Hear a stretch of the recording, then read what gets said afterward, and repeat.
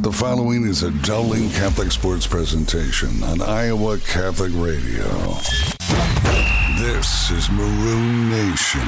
Still on his feet, the 15, 10, 5, touchdown. Dowling Catholic football lives here. Sack in the backfield, back at the 45-yard line. All Swing passes, nearly intercepted. season It is intercepted. long. Dowling with the pick.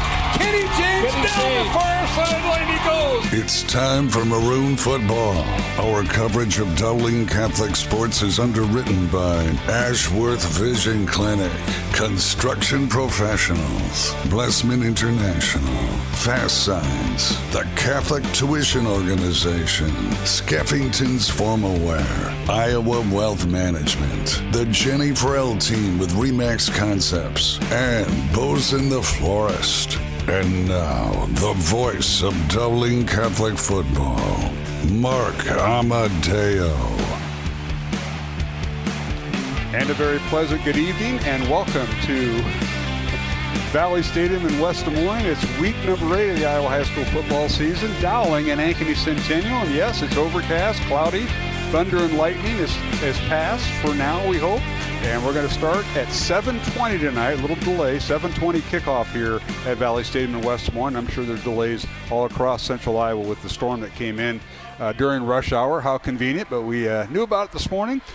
Mark Amadale alongside Matt Maindring and Brian Morris. But before we go to Brian, welcome back from California, Brian. Let's go to Mr. Maindring. Mr. Maindring, how do you sound this week? I sound normal. Wow.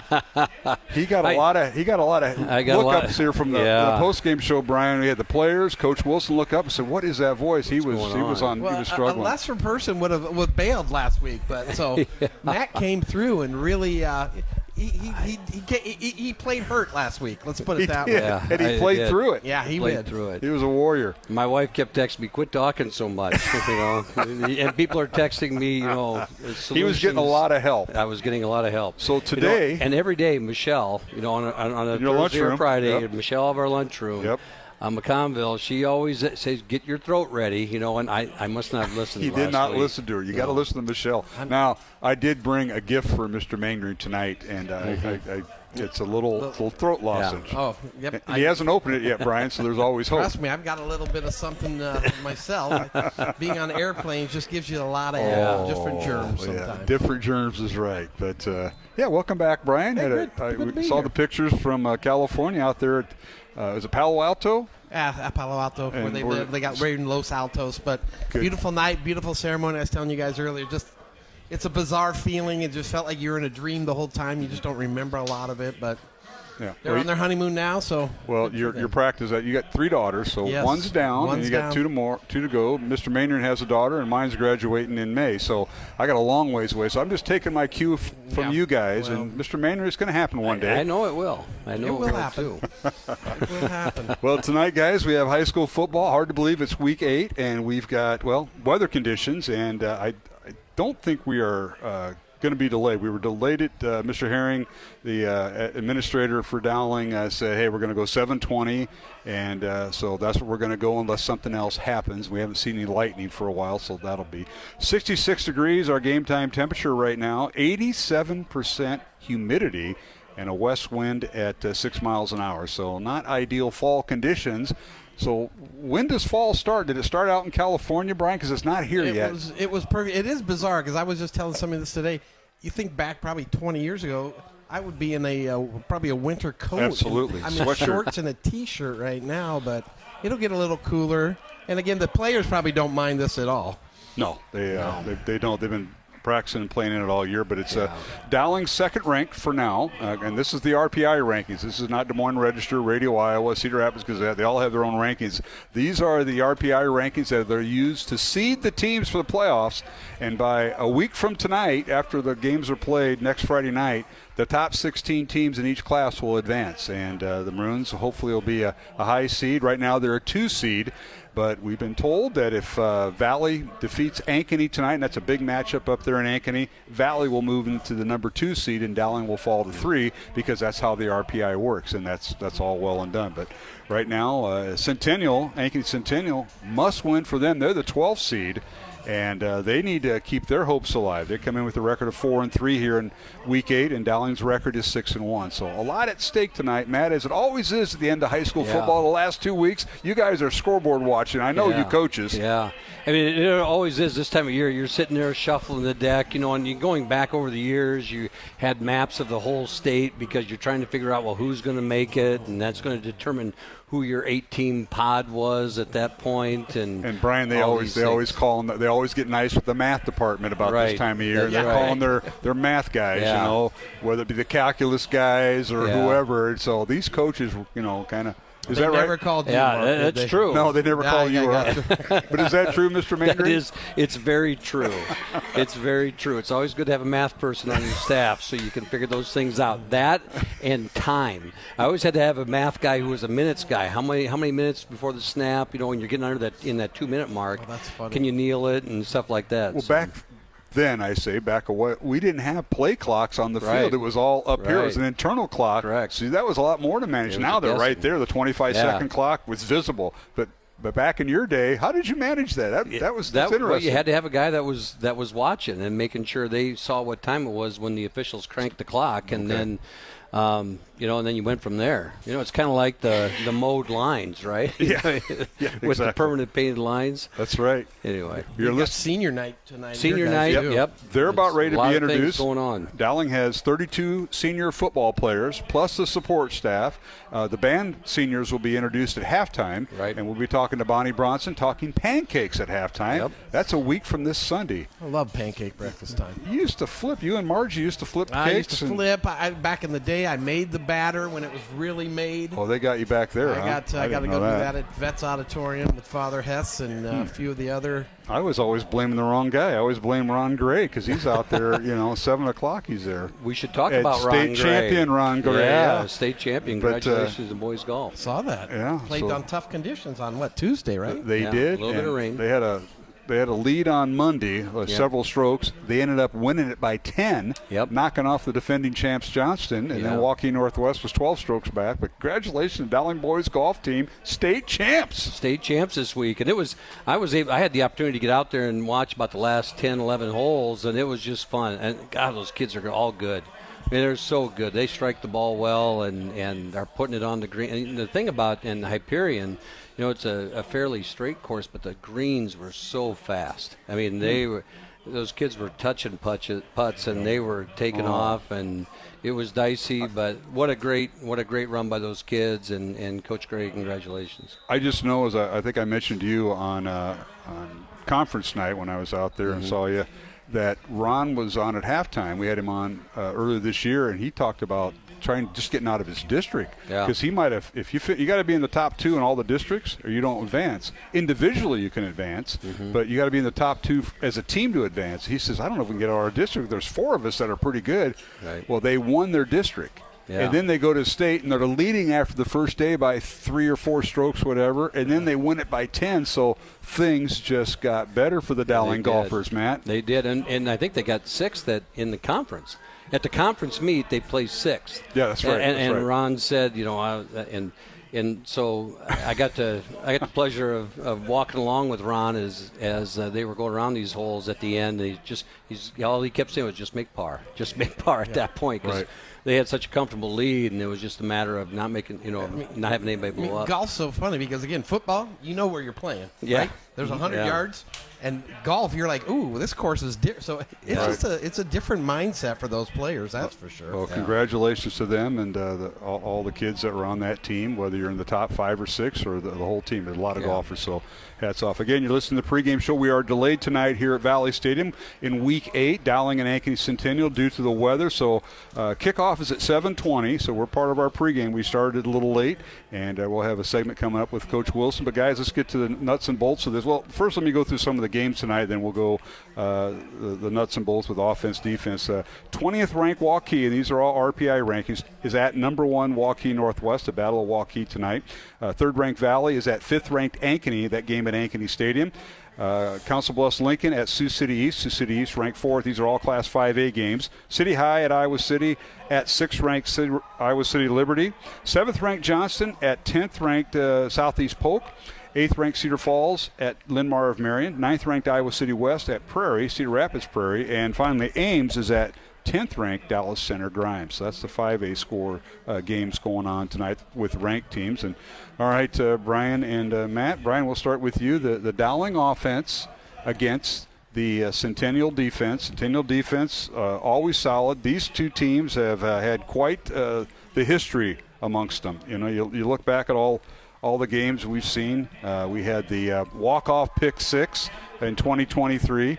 Dowling winning here last year in 3 overtimes, 41-35.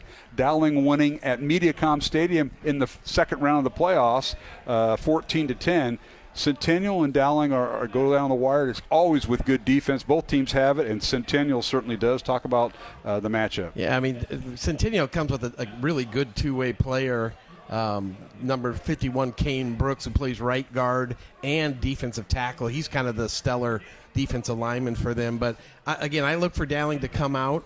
They have the 2 wides who are tough to defend in Drexler and Roberts. And then you give the ball. And Ian Middleton had another huge game last week.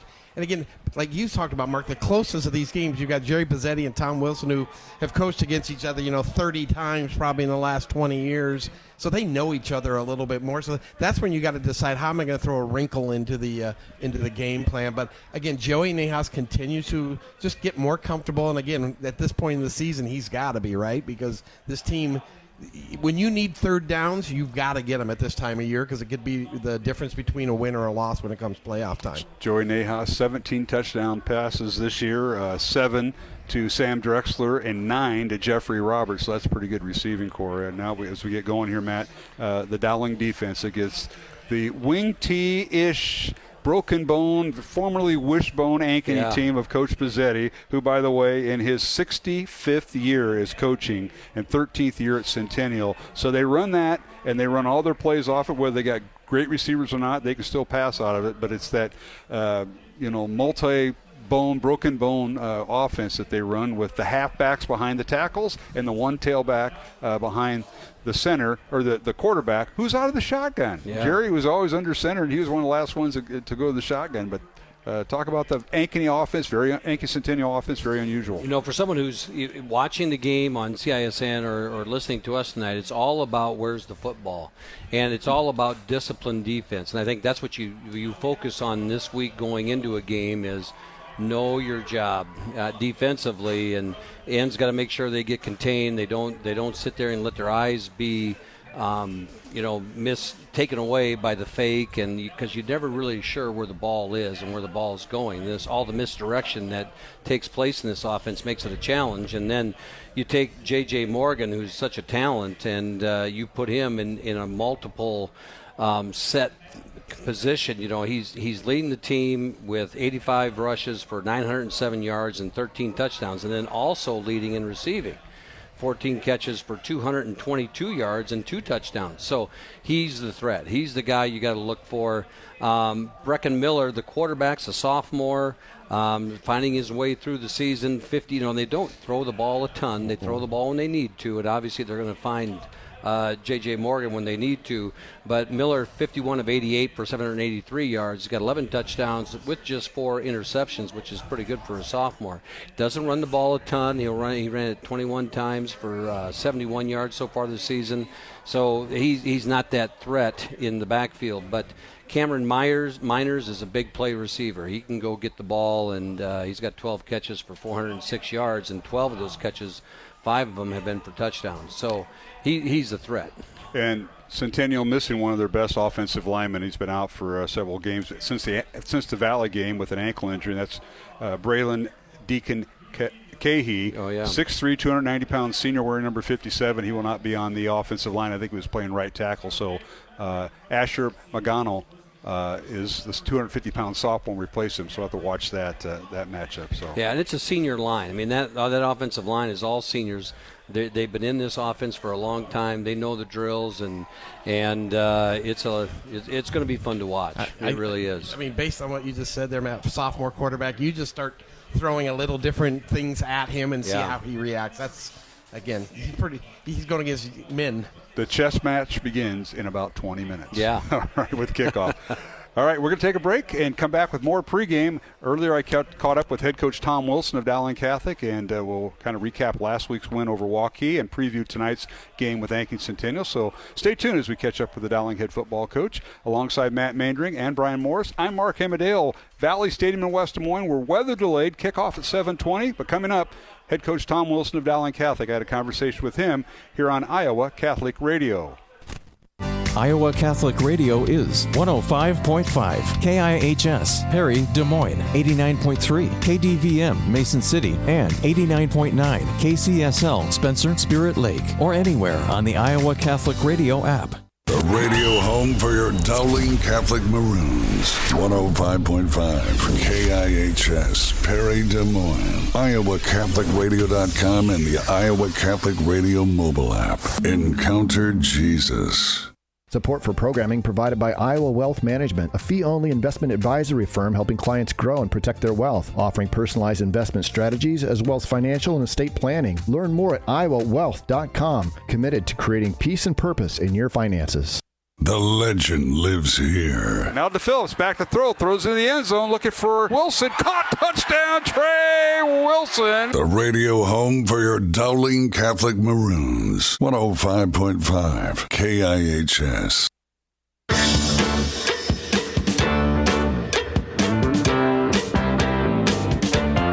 Welcome back to the pregame show here on Iowa Catholic Radio. Mark Hamadale visiting with head coach Tom Wilson before tonight's game as Dowling takes on Ankeny Centennial here in week number 8 of the high school football season. Coach Wilson, thanks for joining us. Can you believe it's week 8 and senior night for Dowling Catholic? Thank you, Mark. It's amazing that this season has flown by, and tonight you're going to be talking about the seniors. You have 32 on your team. That's just amazing. Anytime you see anything over 20 or 25 in a school, it's just amazing, but we'll be talking about that. But first, Coach, let's talk about and recap last week's 30-14 win over Waukee in a district game, and you're right now undefeated in district play. So getting a nice win at home, you're up 30-0 before Waukee got a couple late touchdowns in the fourth quarter. But well done effort once again by your club. Kids did a nice job. I thought defensively we were in control all night. Obviously they got a couple of scores late, but really, really proud of our kids' effort. Put them in a bad spot one time going for it on fourth down and didn't make it, and we come out of it unscathed. But then offensively, made some plays. Ian Middleton had a good night. We did a good job up front. Kind of sprinkled Jeffrey and Sam in there, along with a couple others, and obviously put 30 points on the board, so pretty pleased with it. And not to take anything away from the defense, we'll talk about that in a moment because they played outstanding. But offensively, you've had a back-to-back games where you've had 2 100-yard receivers. Last Friday night against Waukee, Ian Middleton, a 200-yard performance on the ground with a pair of touchdowns. Yeah, great to see Ian get going again. There's, as you mentioned, there's been different people on different nights. Ian's been, a consistent performer on both sides of the ball for us all year. But, it just seems like we were able to do what the game calls for. And there's going to be times where it's tough sledding for Ian, and then we're going to use those receivers and the quarterback. So good to be able to do what the game calls for. Well, Coach, almost 400 yards of total offense, and that's a lot of balance right there. But your defense, as I mentioned earlier, held Waukee, a very fine Waukee team, likes to throw the ball around, 175 yards of total offense, and I think that was a net 47 yards in the ground, 128 in the air.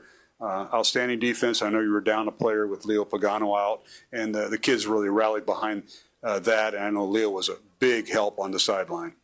He was, and had surgery this week, so he's on the road to recovery, and kids, as you mentioned, played well. Thought Ryan Bobo was all over the field. Jackson Miller went into the inside linebacker spot, played well. I thought Kyle Schumacher really had a good night, and he's the one that, played in the secondary. He's played there some, but then called upon more just because of this injury. But I thought those guys really did a nice job. Going back to the Waukee first half, Coach, you're up 14-0 at halftime, and Ian Middleton, a pair of touchdowns. That was about it for the first half scoring. what was the message at halftime and the adjustments to Waukee? Because obviously you start taking things away. They had probably one of the few quarterbacks that's balanced, that he can run and throw, that we've seen in a while, and you really neutralized him. And that was the Baker kid did a great job neutralizing his efforts. Oh, really, that's at the line of scrimmage, and I thought our kids really did a good job there.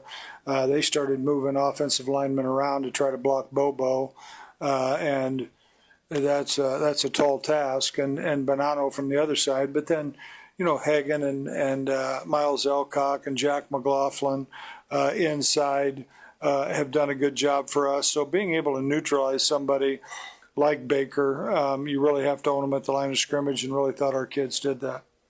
Visit with head coach Tom Wilson of Dowling Catholic before tonight's game. Dowling hosting the Ankeny Centennial Jaguars here at Valley Stadium. It'll be senior night, and the Dowling seniors and their parents will be recognized before the game as we get ready for kickoff. Head coach broke down film this week. Who were some of the players that we may not have mentioned during the game that had some pretty good effort behind the scenes, doing the dirty stuff for the Maroons once again?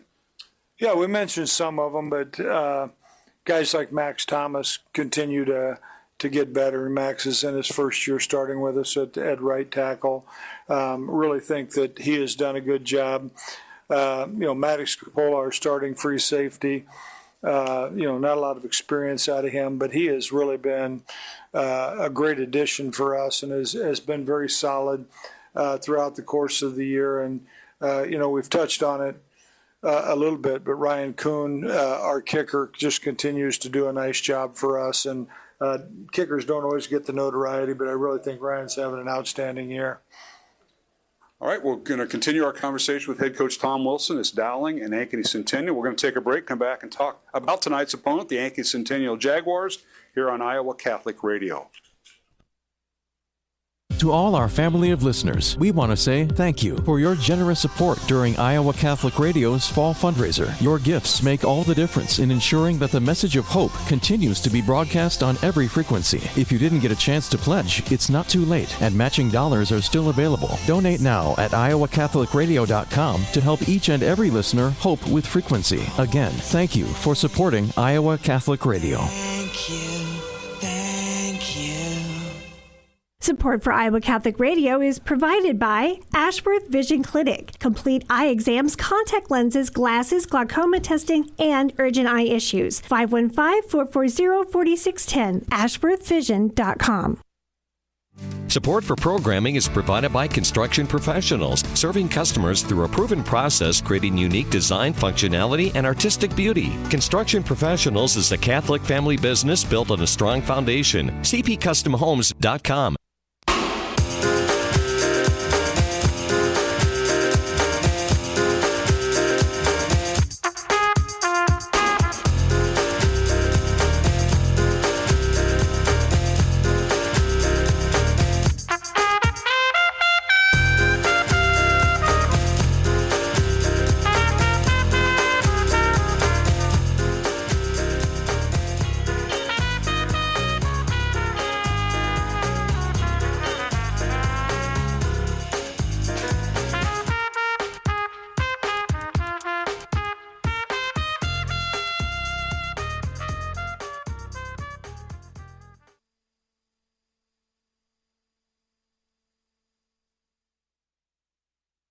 Support for Iowa Catholic Radio is provided by Bozen the Florist. Valentine's Day, Mother's Day, weddings, whatever the message, say more with Bozen. Bozen.com. 515-244-ROSE. Bozen makes the moment mean more.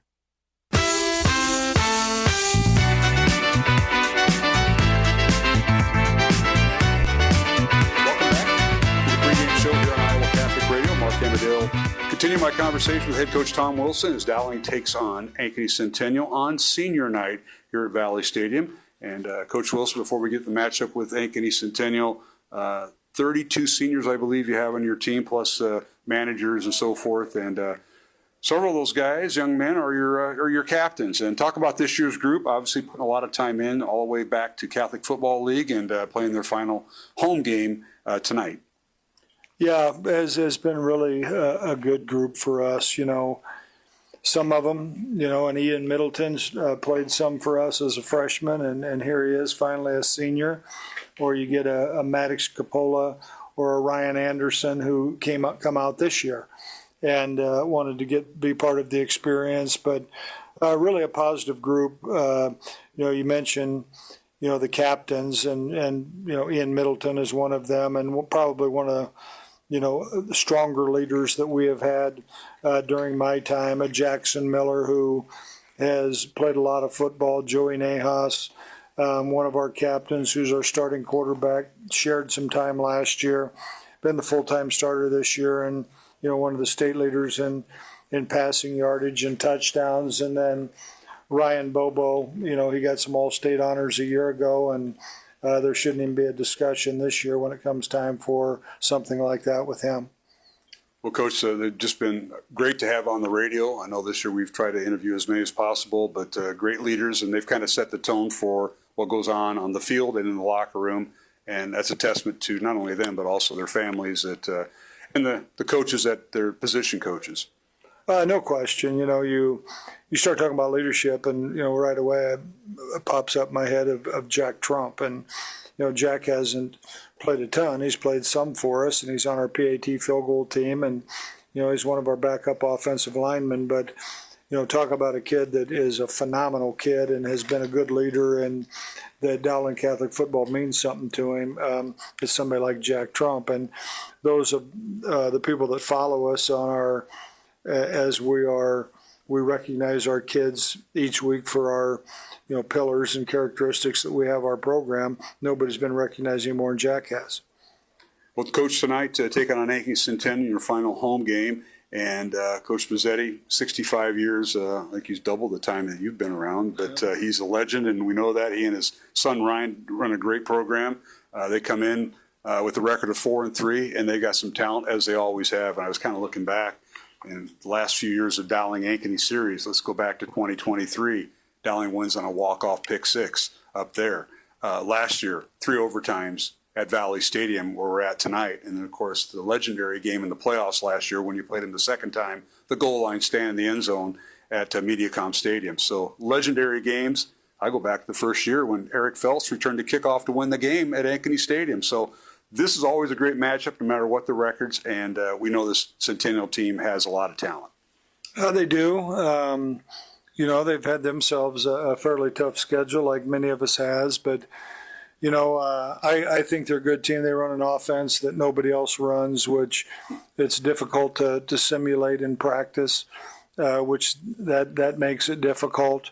They last year they were so good defensively. And had a Division I running back. And all of that talent hasn't left. J.J. Morgan didn't play against us a year ago, but, he's arguably, one of the top, 2, 3, 4 running backs in the state of Iowa. So there's not a lack for talent there. They've got some good players across the board. And as you mentioned, Coach Pizzetti's been around forever. And I think it was one of my first years here at Dowling, he said something to me about, well, it may be time to get out. Well, 21 years later, and you're still here. So obviously his son Ryan does a good job with him, and they have good coaching staff.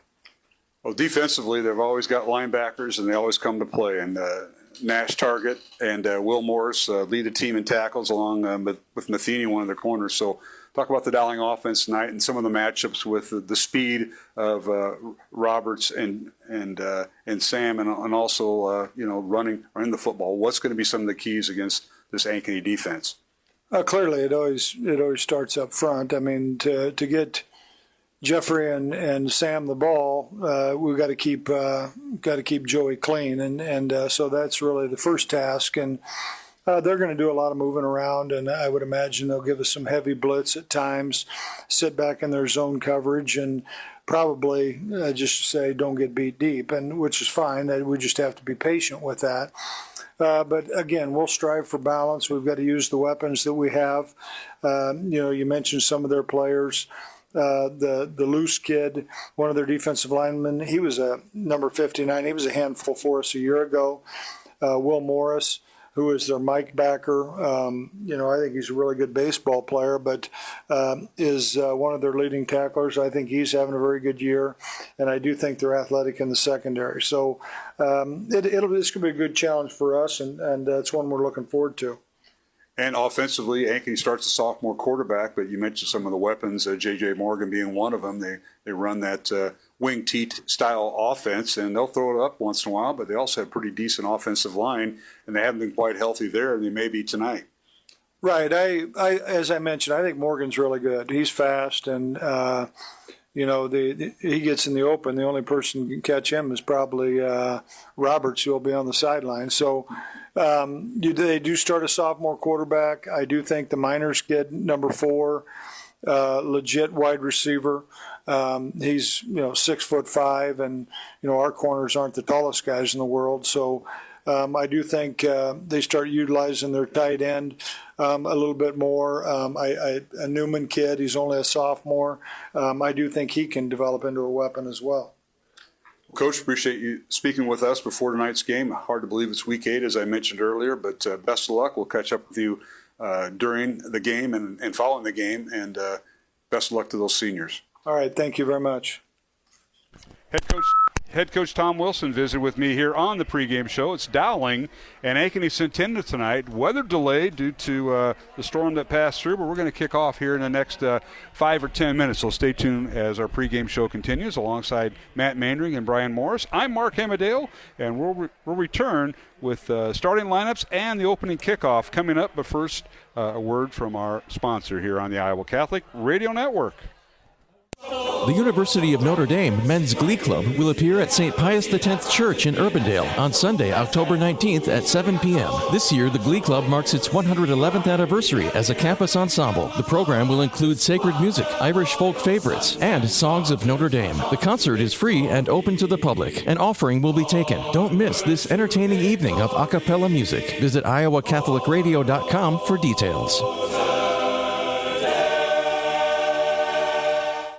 Hi, this is Dr. Dan Ryan, President of Dowling Catholic High School. Welcome to another season of exciting Dowling High School football. We are proud to be partners with Iowa Catholic Radio, not only broadcasting football, but also being partners in preparing Christ-centered leaders for life. Go Maroons. Hello, my name is Father Reed Flood. Let us pray together for the coaches, players, and trainers for this athletic competition this evening. In the name of the Father, and of the Son, and of the Holy Spirit, amen. Heavenly Father, we thank you for all your gifts.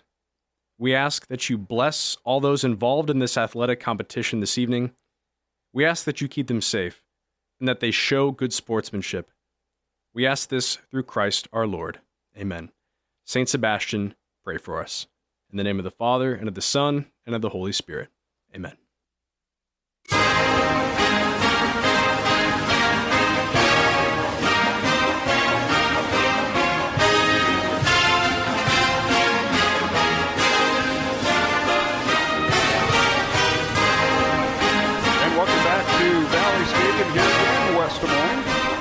Alongside Matt Mandring and Brian Morris, I'm Mark Hamadale, and we are joined by the CISN group. Are we simulcasting with you yet? Not yet. All right, we'll be simulcasting with them shortly as we bring you Dowling and Ankeny Centennial, the extended pregame, because 32 Dowling senior football players were introduced and probably about 15 support staff. Yeah. And I'll tell you what, Matt Mandring, whoever wrote the script, they did a great job because each family got a nice little paragraph. So that kind of extended things, and it was all rightly so. It's good. It is good, and it's good until you have to read it. I think our announcer is going to need a break before we get started tonight. He's had to read a lot of stuff, and yes, it is.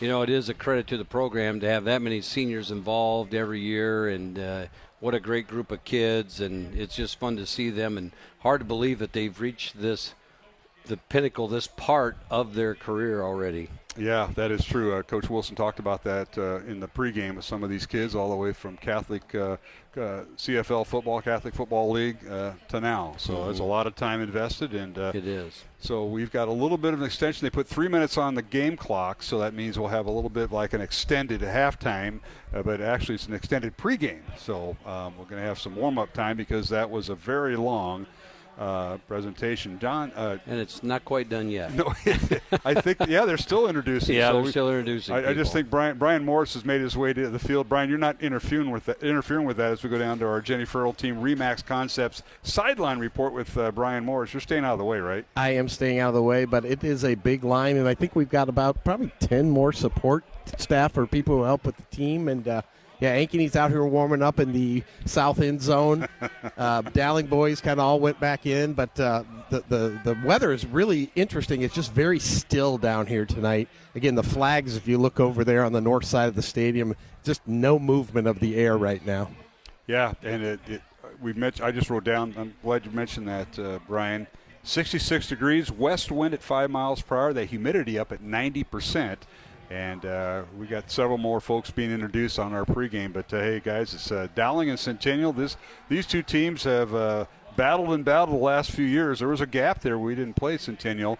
But a walk-off pick six in 2023, and last year a 3-overtime win for Dowling here at Valley Stadium. And then in the playoffs, a 14-10 win over at Mediacom Stadium in the second round of the playoffs, and Dowling with the goal line stand to win that one. So they've had some great games recently, Matt. Yeah, I remember that playoff game, one of the best individual plays in my memory of getting the stop there at the goal line for the Maroons last year in the playoffs. That 3-overtime game here last year, that was just fun. And it's just been, it's a battle every time they meet, and it's a lot like Valley. You have these coaches who have been around each other a long time, and they know each other inside and out, and there's nothing to hide, and it's just a matter of execution when it gets to these two teams. That is certainly true, and Brian Morris, how could you forget the Kenny James pick six from 99 yards to walk it off back in that 2023 up there at Ankeny. That was memorable, and of course it was also Keith Murphy and Andy Fales and Justin Cernsey on TV 13 had it live too, so that made it even more enjoyable with those guys. Yeah, it was again Dowling Ankeny. They have Ankeny Centennial. Excuse me. Centennial, they've had some great games over the past several years, and again when Ankeny. This came about 2011, 12, roughly. They started their team, and again, each team has kind of ebbed and flowed. But Ankeny Centennial had a really good team last year. They had to rebuild a little bit this year. They're 4-3 coming into this game, so we'll see how the senior night impacts the Maroons because it does change the whole pregame routine for all these guys. Yeah, it does, and that's a good point, but. It's just like a weather delay, Matt. You don't prepare for it. You may talk about it, but once it hits, now you're stuck with it. And how do you extend things out? I know Centennial, the visiting team, Dowling comes here in buses too, so they're technically a visiting team, but they're just wearing the home jerseys on their home field. And you talk about the weather delays. I remember being a part of a number of them over the years, and it's so hard when you're sitting there and you do everything to get ready for a certain time, and then I've been involved before where they're out on the field, and then the lightning comes. You go back in, and you haven't even had a snap yet, and that's probably even more problematic sometimes, but it does disrupt the start of everything, and we are on the air now. With CISN, they are now with us, right? So CISN want to welcome that group, and first of all, Iowa Catholic Radio Group, Matt Mandring, Brian Morris, who's on the sidelines tonight of Dowling, and I'm Mark Amadale. Welcome. Our studio producer for Iowa Catholic Radio is Vinny Cataldo, and he has John Nielsen helping him tonight. And our CISN staff, Aaron Bandy is our director, and Sammy Nord is our one and only photographer. So we just have the one camera. We decided not to put a camera down with Brian tonight. Brian, I hope you're not too offended by that. No, I'm never offended by the camera not being on me. Trust me. Well, let's thank our supporters of Iowa Catholic Radio. We're probably going to take a 1-minute break, so heads up to CISN and Iowa Catholic Radio Network. We'll take a 1-minute break here, but let's go through our supporters, and we want to thank them on this Dowling Senior Night. Without them, we couldn't bring you this broadcast. And it's 49 years on Iowa Catholic Radio. We've been broadcasting Dowling Catholic football. Bows on the Floors is one of our sponsors, along with Ashworth Vision Clinic, Construction Professionals, along with the Catholic Tuition Organization, Skevington's Formal Wear, and Fast Signs in Clive. And our thanks to our Red Zone sponsor, the Glazers, John, Libby, and even Becca back there at Iowa Wealth Management. The Iowa Wealth Management, a fee-only investment advisory firm helping clients grow and protect their wealth. You can learn more at iowawealth.com. And, of course, our sideline reports by the Jenny Farrell team, Remax Concepts. Jenny Farrell team has been helping generations of Dowling Catholic families with their real estate investments for almost 30 years. You can learn more at jenniferfarrell.remax.com. We'll take a 1-minute break and return to Valley Stadium in West Des Moines. Week 8, it's the Dowling Catholic, second ranked with a record of 6-1, taking on 12th ranked Ankeny Centennial with a record of 4-3. Back in 1 minute along the Iowa Catholic Radio Network. It's the Iowa Catholic Radio Pro-Life Diaper Drive. October is the month dedicated to pro-life, and Iowa Catholic Radio is celebrating all month long. Bring your donation of new diapers of any size to the Iowa Catholic Radio Studios, 1355 50th Street, Suite 500 in West Des Moines, next to Intervisions. Wipes, thermometers, nail clippers, bath items, sleep sacks, and swaddles are also needed. Be part of the Iowa Catholic Radio Pro-Life Diaper Drive during the month of October, supporting Intervisions Healthcare. Support for Iowa Catholic Radio is provided by Bozen the Florist. Valentine's Day, Mother's Day, weddings, whatever the message, say more with Bozen. Bozen.com, 515-244-ROSE. Bozen makes the moment mean more. Support for Iowa Catholic Radio is provided by CTO. Your support has helped thousands of students attend our Catholic schools. CTOIowa.org. At CTO, the bottom line, it's for the kids and their future.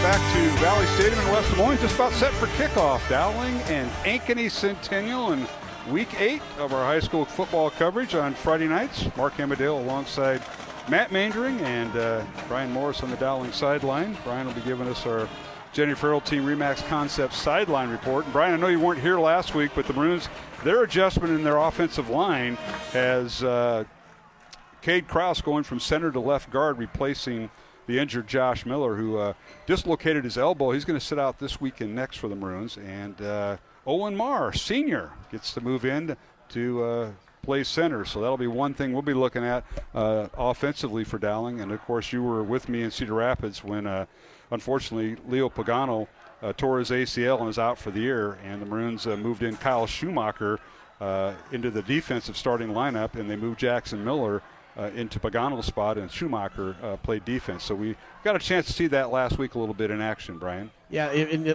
we'll be looking for the center, exchange, because when that happens, at least they've had all week to practice that. Sometimes you get that during the middle of a game, and it gets the timing gets off a little bit, but they've had all week to work on that. So hopefully there's nothing in the center exchange tonight that causes Dowling any angst. We didn't see much of that last week, Brian. To your point, we talked about that in the postgame show when Owen Marr was one of our guests, and he said, and I complimented him on it, I said he came in and didn't even know that there was no drop-off there. So we'll have to see if that continues. But, Matt, that is so important at center. It was pretty seamless. And, when Josh came off last week, we didn't know what the injury was. And then I didn't know until we got into school on Monday. And then I talked to him about it a little bit, but he assured me he'll be back. But there was no drop off, and Owen did a great job. And you don't know if they had to adjust some of the plays that they couldn't call, that they'd rather call in the other situation.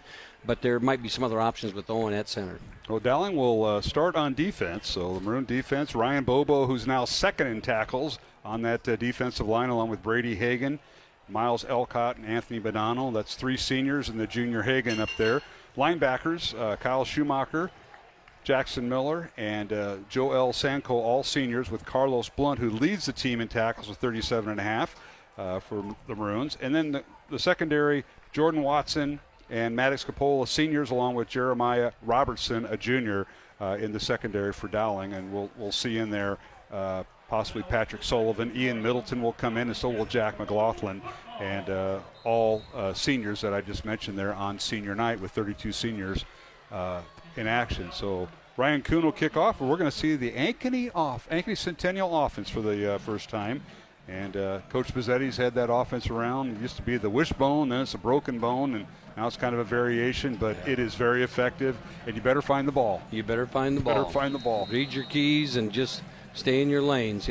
It was interesting. I thought we saw more Ian Middleton on defense last week when necessary, and it'll be interesting to see how much he plays there this week. Maroons with a squib kick, and it's going to be picked up at the 15-yard line.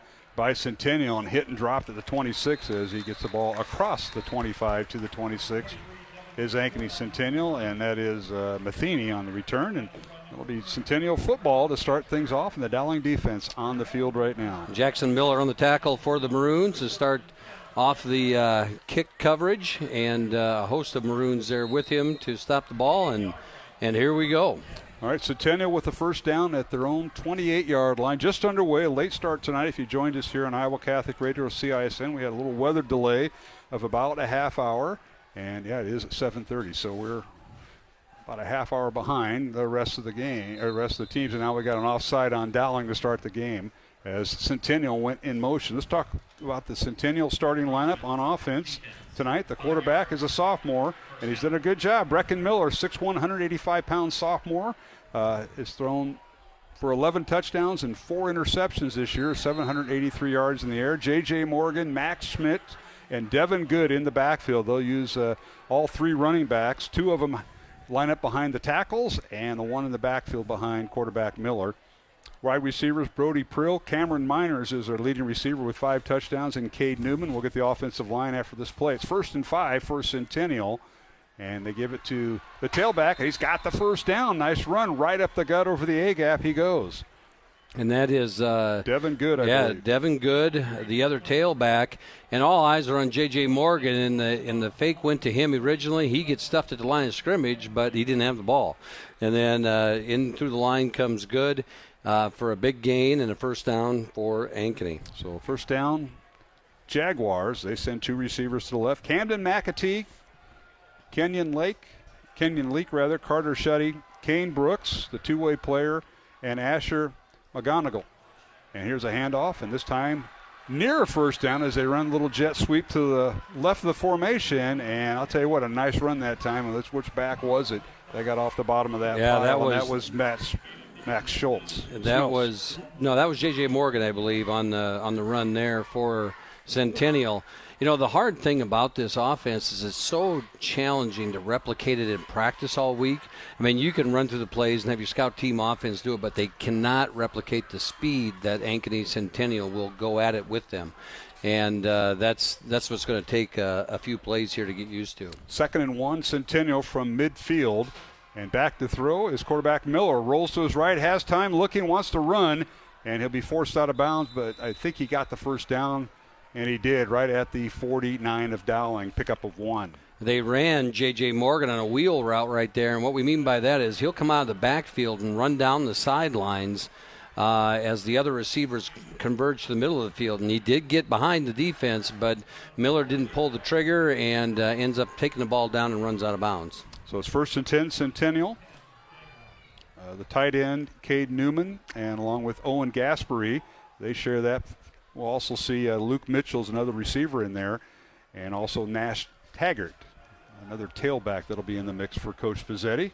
They send a man in motion. They give it to the tailback, and he stood up and dropped right at the point of attack by the Maroons, and that being number 2, the tailback that time, Brody Prill, who is also a receiver, and he was hitting stuff right at the line of scrimmage. I believe Jackson Miller came in there, or it was Miles Elcock. I mean, right in the middle of that, he got stuffed. And Miles Elcock and Hagan are right in the middle of the field there and ready to stop everything up. And there they got him behind the line of scrimmage. So no gain in the play to bring up 2nd and 11. They're going to give him a loss of 1. So 2nd and 11. As Miller, calling out signals, throws a lateral pass to the left, and it is caught, and that is J.J. Morgan trying to get outside the numbers. He's hit and stopped for about a yard back to the original line of scrimmage, the Dowling 48, and I'll bring up 3rd down and 10. And that's a good matchup there. Joel Sanko out there for the Maroons as he's able to go up there and shed the blocker, get to Morgan before he's able to get any speed behind him and stops him for a short gain. All right, Cameron Miners, 1 receiver. He is their leading receiver, has 5 touchdowns and over 400 yards of receiving yards. He'll be split at the bottom of your screen if you're watching on CISN. So 2 receivers to the right, double tight end set to the left, out of the shotgun, Miller. Brecken with the snap, looking downfield, rushes on, screen pass, caught by J.J. Morgan, and he's hit and drops, and now he breaks a tackle. He's got the first down inside the 30 of Dowling, all the way down to the 24 of Dowling. So He was hit initially, but he broke the tackle, and hopefully we'll get the replay on CISN. Yeah, they get the screen set up perfectly, and they get the blocks, and he sheds a couple tacklers. Nice and move. I'll tell you what, Jackson Miller saved a touchdown right there. So that goes for a big yardage on a 3rd and long for Centennial. 24-yard run, first down. Centennial, 8:45 remaining, first quarter, no score. But Centennial threatening the red zone right now. They put Morgan in motion, and they give it to him. Second man through, follows his tailback into the line, down to the 20-yard line. Nice mesh that time by Brecken Miller. Faked the one, and gave it to the other. Yeah, very similar to the first play of the ball game. They fake it to the fullback, who's lined up right by the quarterback, into the A gap on the left side, and then Morgan follows into the next gap with the ball, and pretty effective as he can get down there as the linebacker's eyes go to the first guy through the line of scrimmage. Second down, 6 for Centennial. The ball in the Dowling 20. Back to throw. Miller fires in the end zone. Has a man there, Miners, and he overthrew everybody in single coverage that time. Dowling on defense. That'll stop the clock with 8:03 to go here in the first quarter, and it brings up 3rd down and 6 for Centennial at the Dowling 20. Great positioning there by Jeremiah Roberson as he was in position and basically screened off the receiver to the football and had a shot at it, and Miners fell down and then slowed up the defender to get to the ball too. Some heady play by him. 2 receivers left for Centennial, and they'll bring the tight end on the right side. As Brecken Miller under center, toss play left side, and they try to get outside the numbers. They do, and he's angling for the sideline, and he's near a first down. He needed 6, and he got close to it as a little toss play. And let's see which back it was. That was Morgan again. Was that JJ? Yeah, that was JJ Morgan again. They're going to be a yard short. So they're spotting down right at the 15-yard line. Gain of 5. He needed 6 for the first down, so they'll bring up 4th and 1 Centennial, and they're going to go for it. Why wouldn't you? They've taken the opening kickoff, which started back at their own 28-yard line. Then the penalty started at their 33 when they first ran a play. This will be the 11th play of the Ankeny Centennial drive. Here's the snap. The give is to the he's short. Second man through, and hit and dropped is the tailback, and that time coming through there hard to tell. Was Devin Good, and he's hit and dropped and back for a loss, and Dowling will take over on basically a nice stand in the red zone. It was, and you'll see the replay here on CISN, is that we used to call that a double dive. Some teams run that double dive out of that, out of a full house backfield, and that's what that was right there. You fake to the first back, give it to the second back, and that time when the stances are tighter, that play gets tough to run, and the Dowling defense just ate it up. So Centennial goes 11 plays, and their drive fizzles out at the Dowling 15. Now the Dowling offense on the field. Joey Nahas at quarterback. Little swing pass caught by Jeffrey Roberts. Gets outside the number, down the near sideline. He finally runs out of bounds at the 34 of Dowling. That one was close. And they had the numbers out there. They had 3 receivers, only 2 defenders out there. And they both got their blocks. And Roberts set him up inside, runs to the sidelines, and just about got the edge. Pickup of 18 yards on the first play from scrimmage for Dowling. Back to throw is Nahas. Joey fires downfield, looks left, hits Roberts right at midfield with the catch, and finally wrestled out of bounds on defense by the Jaguars. And a nice job that time by Nolan Bennett on coverage for the Jags. Good read by Joey Nahas there. They had Roberts one-on-one on the edge, and the coverage was soft, so he was playing off of him. So Roberts broke it off, came back to the ball, and Nahas put it right on him for a big gain. 16-yard gain, first down Dowling. Back to throw Nahas again, a little swing pass, caught by Sammy Drexler, trying to get outside the numbers, and he's wrestled out of bounds, pushed out of bounds at the 35 of Centennial. And that looked like it was going to go for a big play, and now we got to get our starting lineups for the Dowling offense. Joey Nahas at quarterback, thrown for 17 touchdowns, 3 interceptions this year, 1,400. He's now over 1,500 yards on the season, is Joey. With in the backfield, Ian Middleton and Grayson Pennington and Henry Smith look to see action. Like we have a penalty on this play. Laundry. Holding on Dowling, and we'll address that. All right, receivers for Dowling, Sam Drexler, number 1, Jeffrey Roberts, number 3, Jimmy Nahas, number 8, and Quinn Schmolbach, number 7, the H-back. And then offensive line, Carter Barrett, Cade Krause, Owen Marr, Evan Mitchell, and Max Thomas. Maroons now backing up. It'll be a 1st and 16 back at their own 45-yard line on the holding penalty against Dowling.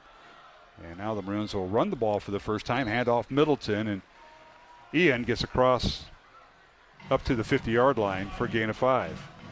Yeah, the first run play after about 5 straight passes there. What'd you have? And 4, and giving Ian Middleton the ball. He gets the 5 yards. 2nd and 11, 2nd and manageable here after the penalty. So 2nd and 11 for the Maroons. 6:55 remaining. First quarter, no score. Dowling and Centennial on a late start. Back to throw. Nahas fires it out. The pass is picked off. Tipped off by Centennial. Stepping right into the passing lane is Will Morris on the return. And the turnover against Dowling on their first series. And Will Morris with the interception. Yeah, that was thrown into a lot of traffic over the middle of the field. And he was trying to sneak it in there to Roberts, but there was a lot of white jerseys there, and great play by Will Morris there, the senior, picking that off and getting the ball back for Centennial. So for Nahas, that is his 4th interception that he's thrown this year. And let's go down to our Jenny Farrell sideline report to Brian Morris. Brian? Yeah, the Maroons had some momentum going there, but you're exactly right. I was right there in the middle of the field, and you could see Joey just tried to throw it in the middle of 2 or 3 defenders. Yeah, too small of a window. Now back to throw as Miller fires out through behind his intended receiver. Incomplete, dangerous pass. The intended receiver that time was Cade Newman, and a Dowling player was near it, but it hit the turf before then. It's broken up incomplete. It'll bring it 2nd down and 10. Yeah, they almost gave it right back there as he rolled out. Miller rolled out, and there was I couldn't pick up which defender was chasing him down from behind, if it was Hagen or if it was Bobo, but he had to get it and had a guy hanging on him. Right, you had an interesting score from Waukee. Yeah, well, make sure that score is right. Because it doesn't seem right. It doesn't seem right. Waukee leading Northwest 14-7. We'll see if that holds up. Now here's a quick pass on 2nd and 10. Caught by Centennial. First down inside the 45-yard line. Great hookup that time between Miller and his receiver, number 14 for the Jags, Luke Mitchell. Yeah, they found some rhythm here, and that score was correct. Waukee is up over Northwest 14-7. And here, this Dowling defense been on the field a lot. You know, from a time standpoint, they've been on the field a lot. The Dowling offense went down and moved it, but didn't take long. And Centennial's starting to get into a little bit of a rhythm here offensively. So Mitchell the catch. And first down, Jaguars at the Dowling 43. And now they put it on the ground and hit and drop right at the point of attack. Was the tailback.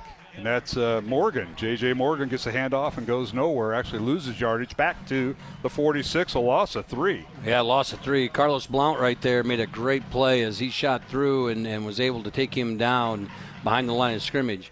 Against this style of offense, penetration into the backfield really messes it up. And that's what, to break the timing up and everything else, you get a little penetration, and then that can mess up the whole timing. All right, 2nd and 13 now for Centennial. The line of scrimmage is a Dowling 46. Back to throw Miller, and he tries to hook up with Cameron Miners, his leading receiver, and he overthrows him incomplete towards the Centennial sideline on the east end of Valley Stadium. So that'll bring up 3rd and 13 for the Jags, and they've come up already twice with big 3rd down plays, and let's see if they can go 3rd and long again. They've thrown it more than I've seen in Ankeny Centennial. And Dowling's been able to stop the run. They're so hard to run against. All right, 2 receivers to the right. Man goes in motion. And now the double reverse. And now the pass out of it, and it's caught by Morgan, but he was down as he caught it back at the 48-yard line, so they'll lose 2 yardage. So double reverse, it turned into a flea flicker, and then a short pass to the right side. So it wasn't the big pass, but it was a short pass there in the replay. It was, and a little too much. And I tell you, they did have, running down the field, number 23, he was open down the field. Devin Good. And but Miller didn't have time to look for him. I know Mr. Good's family. His uncle is across the street from me in Urbandale, and his cousin played for Dowling back in the day. Luke, pretty good baseball and basketball player. All right, here's a punt by Centennial, and Drexler will let it go over his head, and it's going to angle out of bounds at the 5-yard line. Great job by Austin McIntyre, averaging 39 yards a punt, and he puts it back deep into Dowling territory at the 5. So with 4:37 to go here in the first quarter, no score between Dowling Catholic and Ankeny Centennial on Iowa Catholic Radio and CISN. Let's go down to our sideline reporter. That is Brian Morris with our Jenny Farrell team sideline report. Go ahead, Brian. Guys, I think some of the reason maybe Ankeny Centennial is throwing a little bit more is they have 3 receivers over 6'5", and you look at the Dowling defensive back, they go about 5'9", 5'10", so I think they have a size advantage, as you saw in a couple of those plays, so be looking for that, just that overall 6 to 7 inch height advantage the receivers have. Oh, you're exactly right. Coach Wilson talked about that, Brian, in our pregame. He mentioned the size differential with the Dowling defensive backs are about 5'9", 5'10", so that may be the key. The other thing is Centennial hasn't been able to run the ball much. They haven't been able to run the ball, but that's a great pickup, Brian, on the sideline there. They do have that height advantage out there on the edges. And Middleton with a short carry for 2 yards on the 7. Back to throw Nahas. Fires out. Caught by Roberts. Jeffrey's on the move. Inside the 40. And it's a foot race. Nobody's going to get him.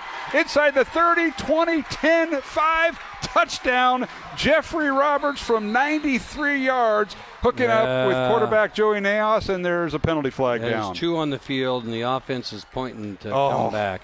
It's all going to come back. Procedure call against Dowling. So the Maroons right now are their own worst enemy. And Brian Morris, that's the second time that's happened tonight. Yeah, and again, the 2 flags came out on both sides of the field, so both sides of the referee crew saw that. The one thing, the matchup down here, number 2 for Ankeny, let me get his name here. Nash Taggart, he's playing with a hand wrapped up, so he's playing one-handed out here. So he's going to have a hard time making a tackle, and I think Jeffrey Roberts just exposed that there. It's tough to make a tackle with one hand. Yes, it is. And you mentioned Taggart, who's a linebacker. That would be a difficult. So Coach up here saying Dowling didn't have enough guys on the line of scrimmage. Oh. So they had guys that thought they were on the line of scrimmage, and they were not. So procedure call against Dowling out of the basically end zone, handoff Middleton, and Ian gets up to the 10 from the 3-yard line is where they put the ball, and Middleton's up to the 10, so gets some of that penalty yards back. But again, that could be a drive buster there when you get that big penalty on a big play.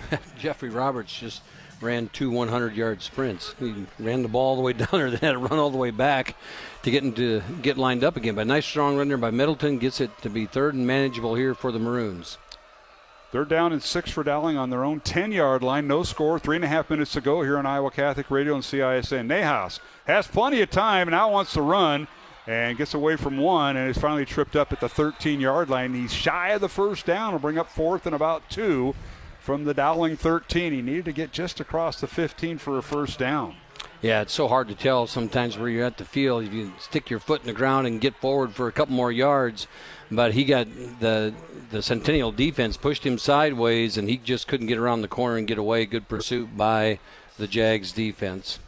I guess usually there's a guy on my side of the field lining up where they need to be for the first down. One of the chain crew. They must be missing somebody tonight because person's not here tonight. They are. They're down a guy. Here's a punt out of the end zone by Dowling, and a nice punt by Henry Smid, fielded by Ankeny Centennial at midfield. He dives forward down to the 45-yard line. Good job that time by Devin Good on the punt return for Centennial. They'll have the ball at the Dowling 45 with 2:33 remaining here in the first quarter. No score. Let's go down to our Jenny Farrell sideline report with Brian Morris. Brian? Yeah, I'm going to reiterate that point, guys, because I saw Nahas kind of was looking.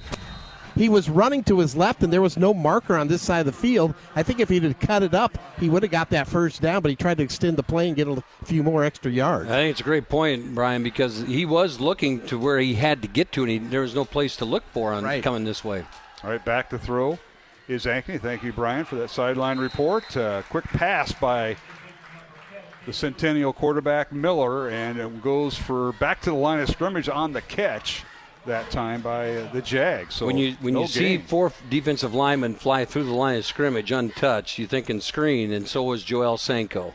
And Joel Sanko sat back and was able to take him down right as soon as the ball was caught. So it was a screen play that Sanko blew up.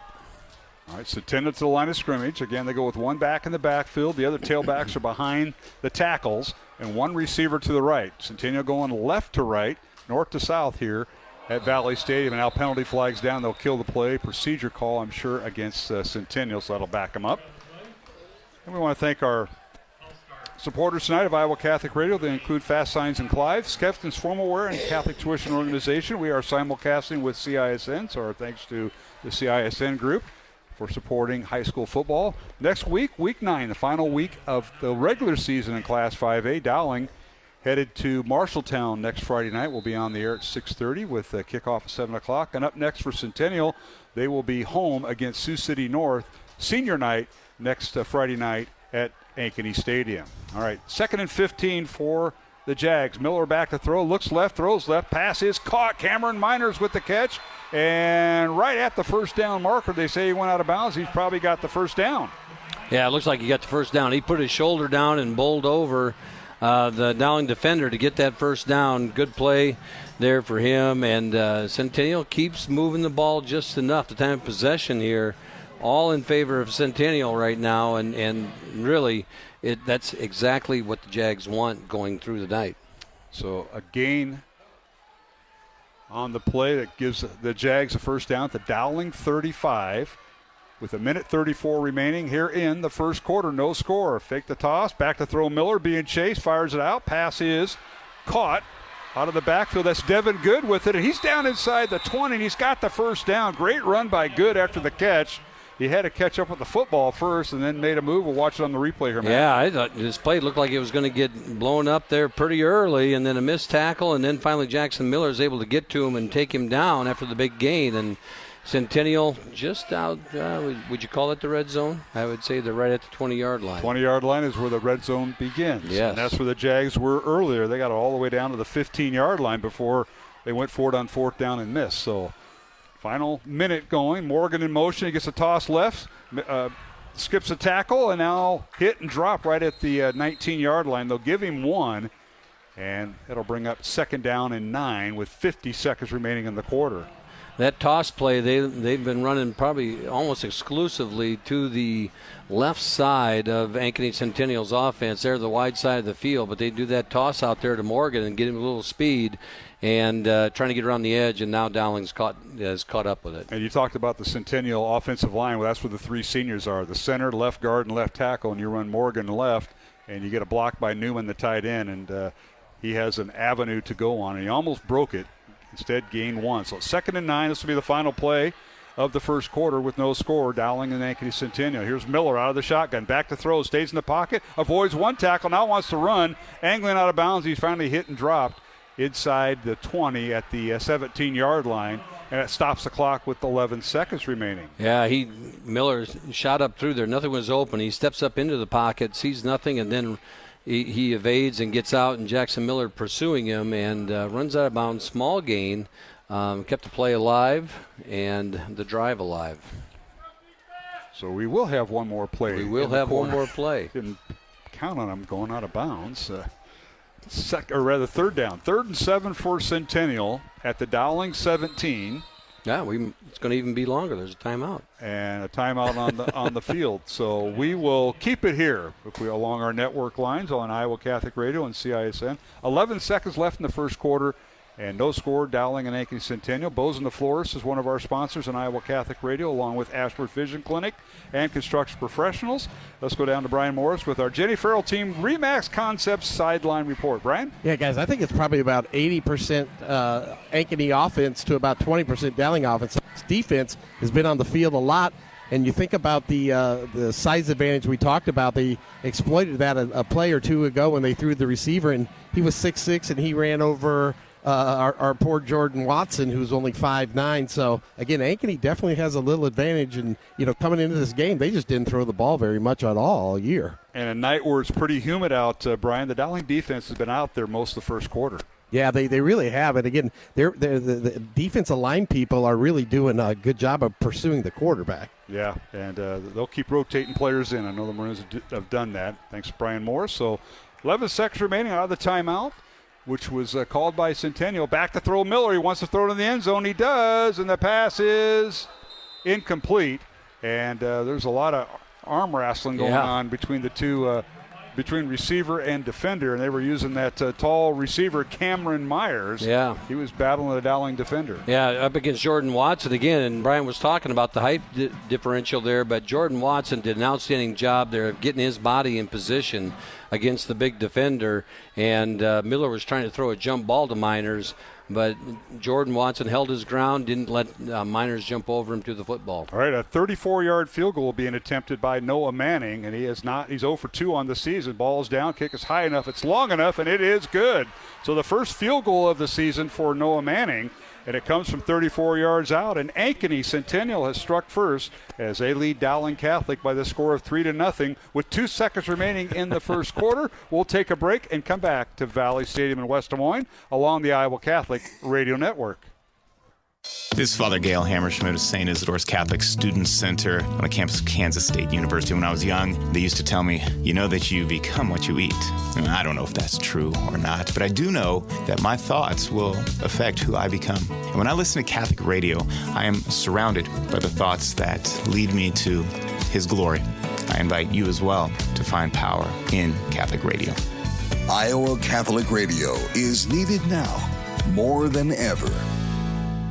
Health powers life. From the delightfully routine to the truly uncharted, at Mercy One, their caring doctors focus on just that, so you're ready for what life brings next. Find care at mercyone.org/healthpowerslife. Fast Signs is a custom sign and visual solutions company with an extensive selection of digital signage, interior and exterior signs, banners, and vehicle wraps. Learn more at fastsigns.com. Thank you, Fast Signs in Clive, for your support of Iowa Catholic Radio.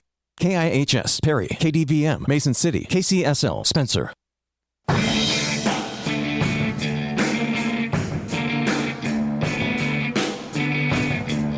Here is a kickoff by Ankeny Centennial. Dowling on the return. A nice return. Breaks a tackle at the 40, and a nice return across the 40 up to the 44-yard line by Dowling Catholic, Matt Maindring on the return. Leighton Oldfield right there.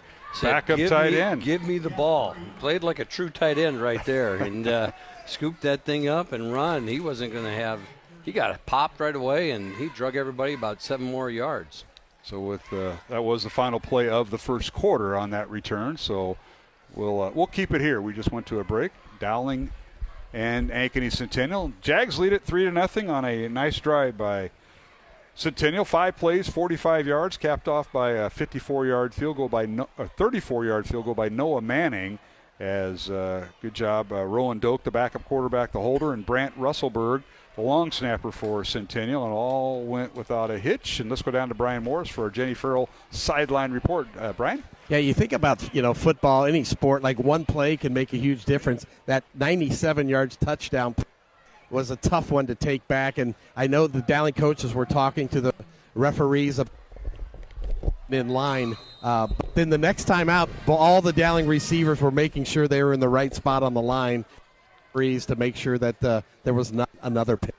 Yeah, that's very important. There were just not enough players on the line of scrimmage, and that play got called back. Now Dowling on first play of the second quarter hands it off to Ian Middleton. Maroon's going left to right, north to south, and Middleton gets across from his own 44, gets across midfield and brought down at the Centennial 48. And this is where you want to see the Dowling offense now, given the defense a rest. Yeah, and it's so hard when you have these talented receivers out there, and you gosh, when you get those big plays, and now we're going to see Ian Middleton, I think, for a little bit. Oh, there's a little flip pass. 2-yard run by Middleton, and now a little swing pass to the left. Caught, first down, Dowling inside the 35. And that's somebody that's not in the rotation much, but he did a nice job. That's Leighton Oldfield. Oldfield again. Yeah. The sophomore. He said, hey, you ran like that in the kick return? Coach said, we'll give you a little bonus here. Bonus play. And it was a great ball fake, and he's wide open on the left flat, and give him the ball and let him run. So first down at the 33 of Centennial, and handoff goes to Middleton and Ian.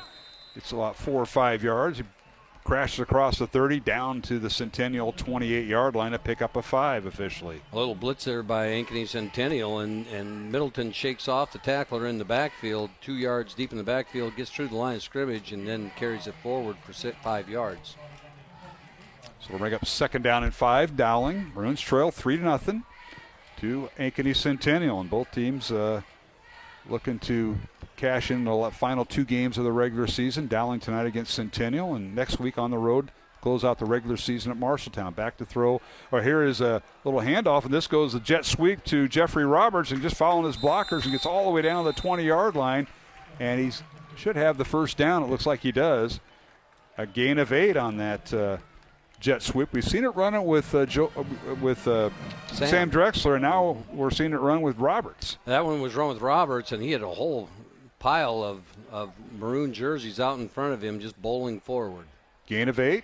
First and 10 Dowling at the Centennial 20-yard line. Back to throw is quarterback Nahas. The pass is, I got to say, it's incomplete. The officials get together and converge, and then we get a late signal. As Dowling now in the Iowa Wealth Management, a fee-only investment advisory firm, Red Zone, helping clients grow and protect their wealth. Learn more at iowawealth.com. Our thanks to the Glazer family and all the folks in the office, John, Libby, and Becca. Appreciate all they do sponsoring our Red Zone. 3 receivers left, 2nd and 10 Dowling from the Centennial 20-yard line.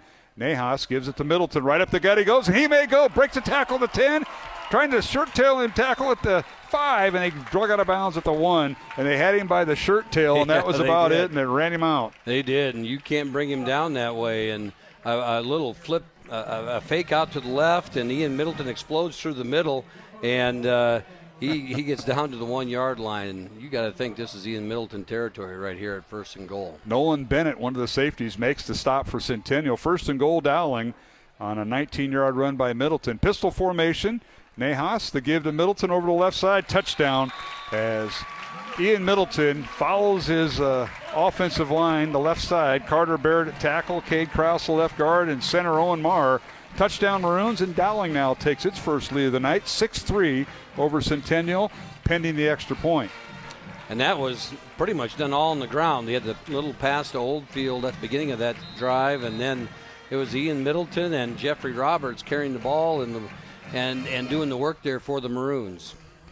So the Maroons go 56 yards on 7 plays, and now the extra point by Ryan Kuhn, and now offside Centennial. And let's see if Coach Wilson goes for 2, because that'll be half the distance. I think, they're going to decline it. Because sometimes I've seen Coach Wilson, go into the bag of tricks here just for a little window dressing later in the year. 6-3 score, and he's just going to go for the extra point. Actually declined the penalty, so we'll start it all over. The extra point, the holder will be Owen McConville, and the long snapper for Dowling is Jack McLaughlin. The ball's down, and Ryan Kuhn's extra point up and good. So Dowling leading 7-3 over Centennial in a back-and-forth game with 9:56 remaining. Second quarter here on Iowa Catholic Radio and CISN. To all our family of listeners, we want to say thank you for your generous support during Iowa Catholic Radio's fall fundraiser. Your gifts make all the difference in ensuring that the message of hope continues to be broadcast on every frequency. If you didn't get a chance to pledge, it's not too late, and matching dollars are still available. Donate now at iowacatholicradio.com to help each and every listener hope with frequency. Again, thank you for supporting Iowa Catholic Radio. Thank you. Support for Iowa Catholic Radio is provided by Skeffington's Formal Wear, in business since 1951, with locations in Des Moines, West Des Moines, Coralville, and Ankeny. Skeffington's Formal Wear, fitting you for life celebrations. Online at skeffingtons.com. Support for Iowa Catholic Radio is provided by Ashworth Vision Clinic. Complete eye exams, contact lenses, glasses, glaucoma testing, and urgent eye issues. 515-440-4610. ashworthvision.com.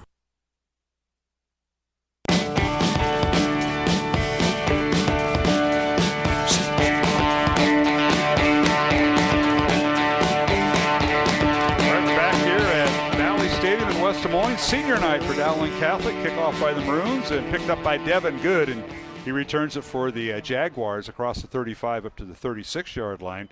The Jags will have it there, 1st and 10, trailing 7-3 to Dowling Catholic with 9:51 remaining here in the second quarter. Let's go down to our Jenny Farrell sideline report with Brian Morris. And Brian, take it away. Yeah, guys, that was what the doctor ordered and needed, because the Dowling offense was able to utilize some of the clock, take some time, let the defense get some rest, and they kind of got away from the pass, let Ian Middleton do his thing. Maybe it'll open up the passing game a little bit more now.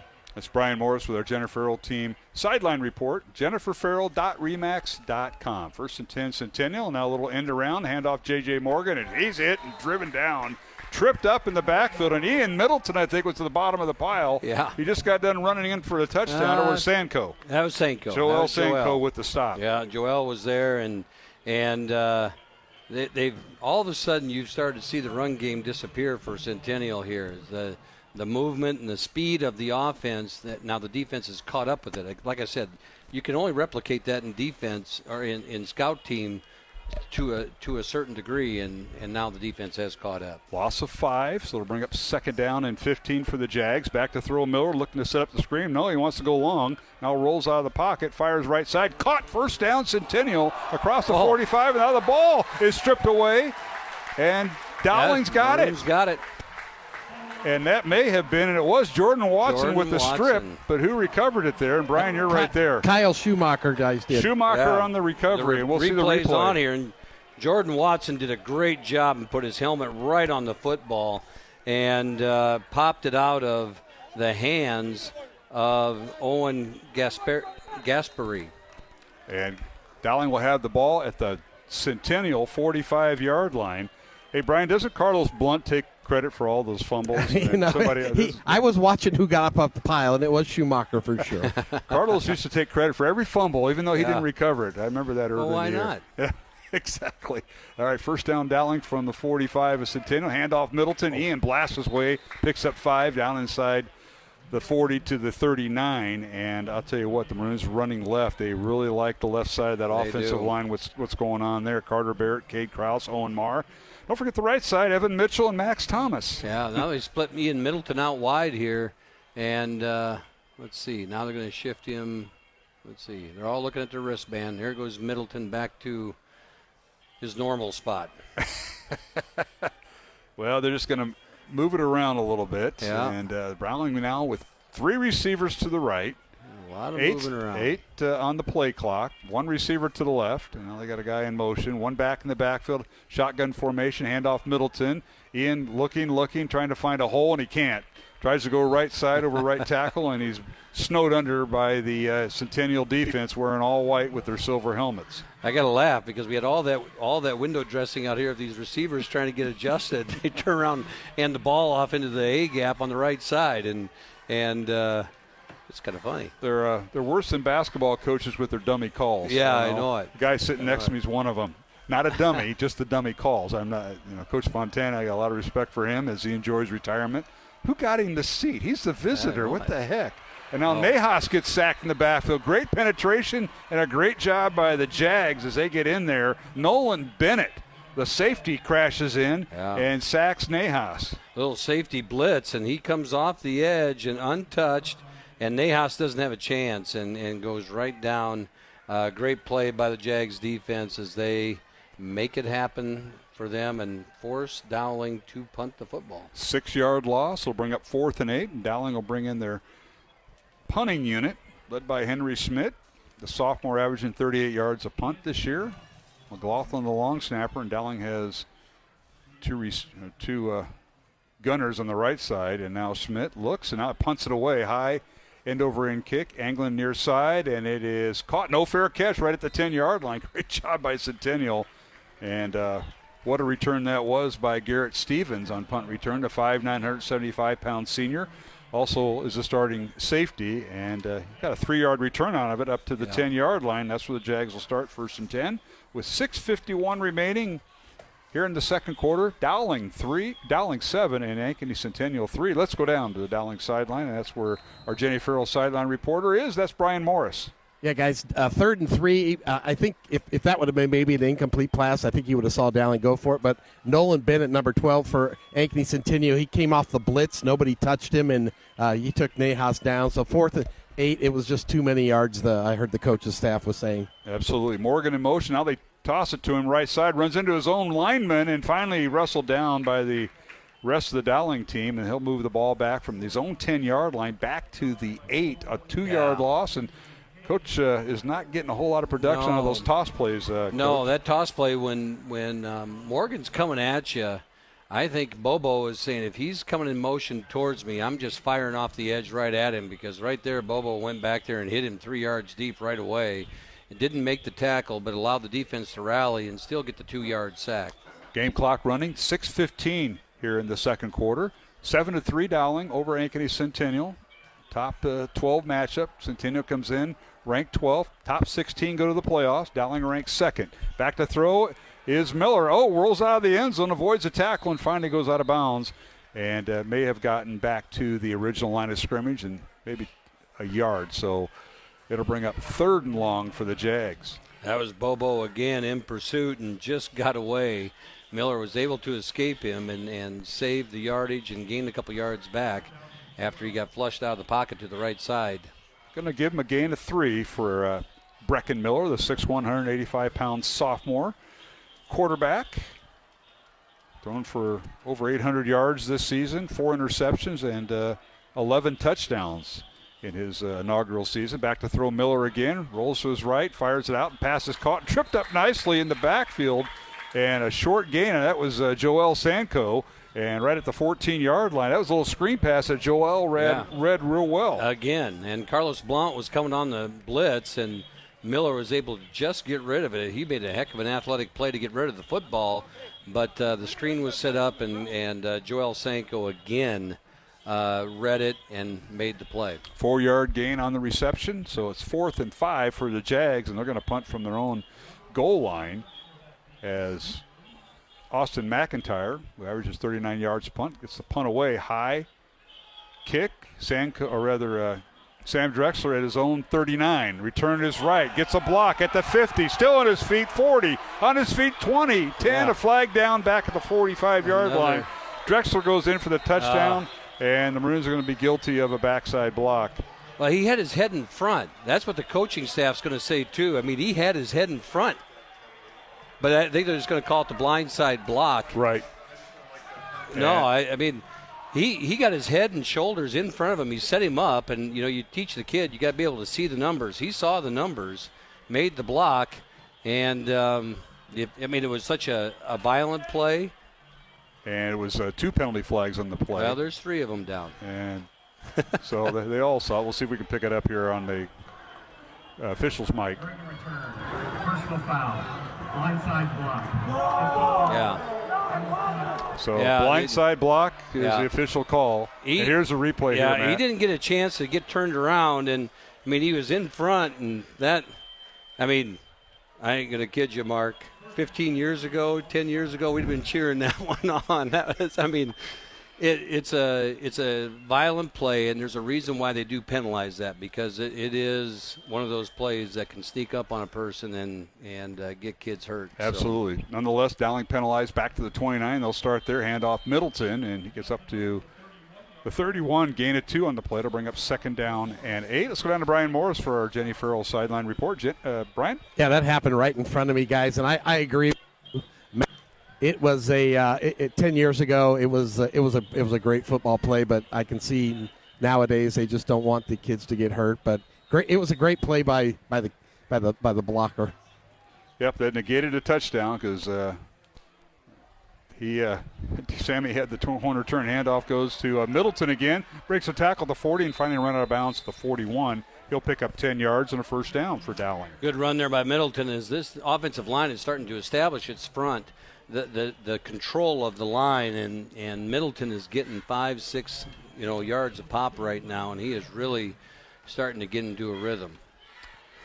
Maybe Ian Middleton liked that penalty because he's going to pad his rushing yards because he wouldn't have had the football in this drive because Drexler scored. So it's 1st and 10 Dowling from their own 41. Middleton again over the right side, and he drags tacklers up to the 47-yard line. He'll pick up 6. It'll bring up 2nd and 4. And if you're watching this game on CISN, and you can see why Dowling's running the football right now, they're only putting 6 guys in the box, and that means there's 4 down linemen, 2 linebackers inside that what we would call that box around the offensive line, defensive line, because they're so worried about the pass, and then that makes room for Middleton. Yeah, it's called Roberts and and Drexler and Nahas and company. And here is Nahas keeping the football. The other Nahas, Joey, the quarterback. Yeah. And he runs across midfield down to the Centennial 48-yard line.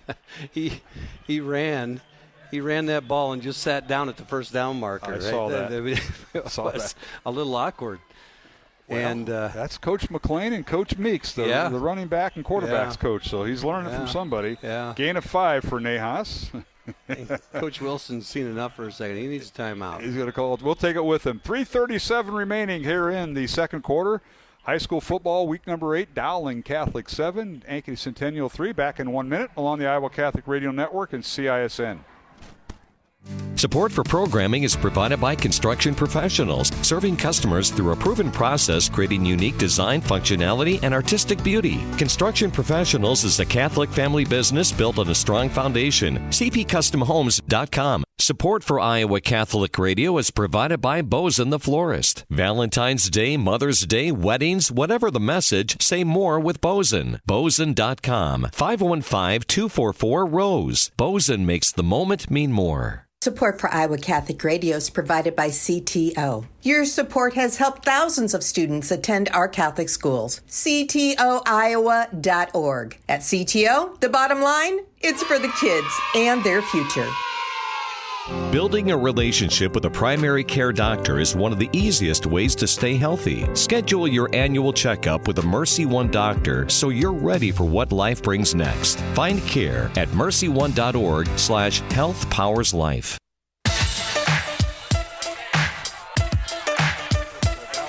Out of the Dowling timeout on 1st and 10. Ian Middleton gets a handoff and gets a short gain down to the 47-yard line for a gain of 1. Will bring up 2nd and 9 for the Maroons as clock approaching the 3-minute mark. And Dowling leading 7-3 over Ankeny Centennial. Mark Amadale alongside Matt Mandring and Brian Morris tonight. Bonnie Bronson will join us at halftime. Talk pancake breakfast a week from this Sunday as Dowling hosts the pancake breakfast. Back to throw is Joey Nahas. Looks left, throws left, fires it out, and it's caught. Nice catch by Roberts. Out of bounds. He's got the first down at the Centennial 36. I believe on that play, that's a read, for Roberts. He's either taking off and running a vertical route to the end zone, but if the corner is playing soft on him, then he turns it back and comes just beyond the sticks. And that's what Nahas was waiting for, and then got him the football. So it's a first down, 11-yard gain for Jeffrey Roberts as Joey Nahas found his receiver at the 37 of Centennial. Handoff goes to Middleton, bounces outside, gets outside the numbers, and finally tripped up, and he falls right on the 3 at the 30-yard line, the 3 of the 30, and that'll be right at the 31-yard line, gain of 6. Good job of Ian Middleton bouncing that thing outside. The Centennial defense had stuffed it up the middle, and he just kind of picked his way across the line of scrimmage, went to the boundary, to the near boundary, and picked up a nice gain on first down. Haven't seen Dowling go tempo yet first half. No. Maybe that's to give the defense a chance to catch their breath. Yeah. 2nd and 4, Dowling from the Centennial 31. Here's the snap. Hand off to Middleton. Right up the gut he goes. He had a quick opener, but then he's finally sealed off nicely by Centennial. Picks up the first down at the 26-yard line. Gain of 5 once again. He picked up first down, and there were 2 guys out there that could have got to him, and he saw his one blocker going to the one defender and made the cut toward him, but just couldn't escape the other one. This will be the 7th play of the Dowling drive, which started at their own 29-yard line. And once again, a handoff goes to Middleton, loses his helmet, and he may have to come out for a play. Yeah, he got his helmet kind of came off his head, and now he's got to come out for one. I'm assuming we'll see. Gets it all the way down the 18-yard line for a gain of 8. Go ahead. Pennington's been the one coming in for him, and this one looks like Oldfield's coming in, so they're going just with an extra. Oh, yeah. Pennington's in there. So Grayson Pennington, 5'10", 175-pound sophomore. He's got a pair of touchdowns this year. And Maroons will work out of the pistol. 2nd and 2 from the 18. Handoff Pennington, left side, turns the corner. Hit and drop right at the line of scrimmage. Tried to cut it upfield, and boy, linebacker came in and did a nice job of sealing him off and taking him down. And that was Max Schmitz, Rowan Doak, the linebacker, that made the stop. You're right, Mark. That was a great play by that linebacker to get that stop and create a third down, because that looked like he was going for a first down there. And now we've got 3rd and 2. And the clock's ticking down now. Dowling's trying to consume the rest of the half. Minute 13 left. Yeah, they're in no hurry. They have all 3 of their timeouts remaining. Centennial with 2. Middleton back in, and he's tripped up as he falls forward. He's got the first down. Goes from the Centennial 18 down to the 11-yard line. And Dowling now in the Iowa Wealth Management red zone. Iowa Wealth Management, a fee-only investment advisory firm helping clients grow and protect their wealth. Learn more at iowawealth.com. So it'll bring up 1st and 10 Dowling at the Centennial 11. At Centennial 11. And Ian, I think that play was supposed to go a little bit wider, but he in that inside zone, he saw the cut lane and took it for the big gain. 2 receivers right, tight end on the left, handoff Middleton, trying to find a gap, can't. Drugged down from behind nicely that time by the Jags. And let's see who that was at the bottom of the pile. Looks like number 1. That would be Nash Taggart. The linebacker got him, and a timeout called. So we'll take one with them. 28 seconds remaining in the first half. 7-3 Dowling over Ankeny Centennial. Back in 1 minute along the Iowa Catholic Radio Network and CISN.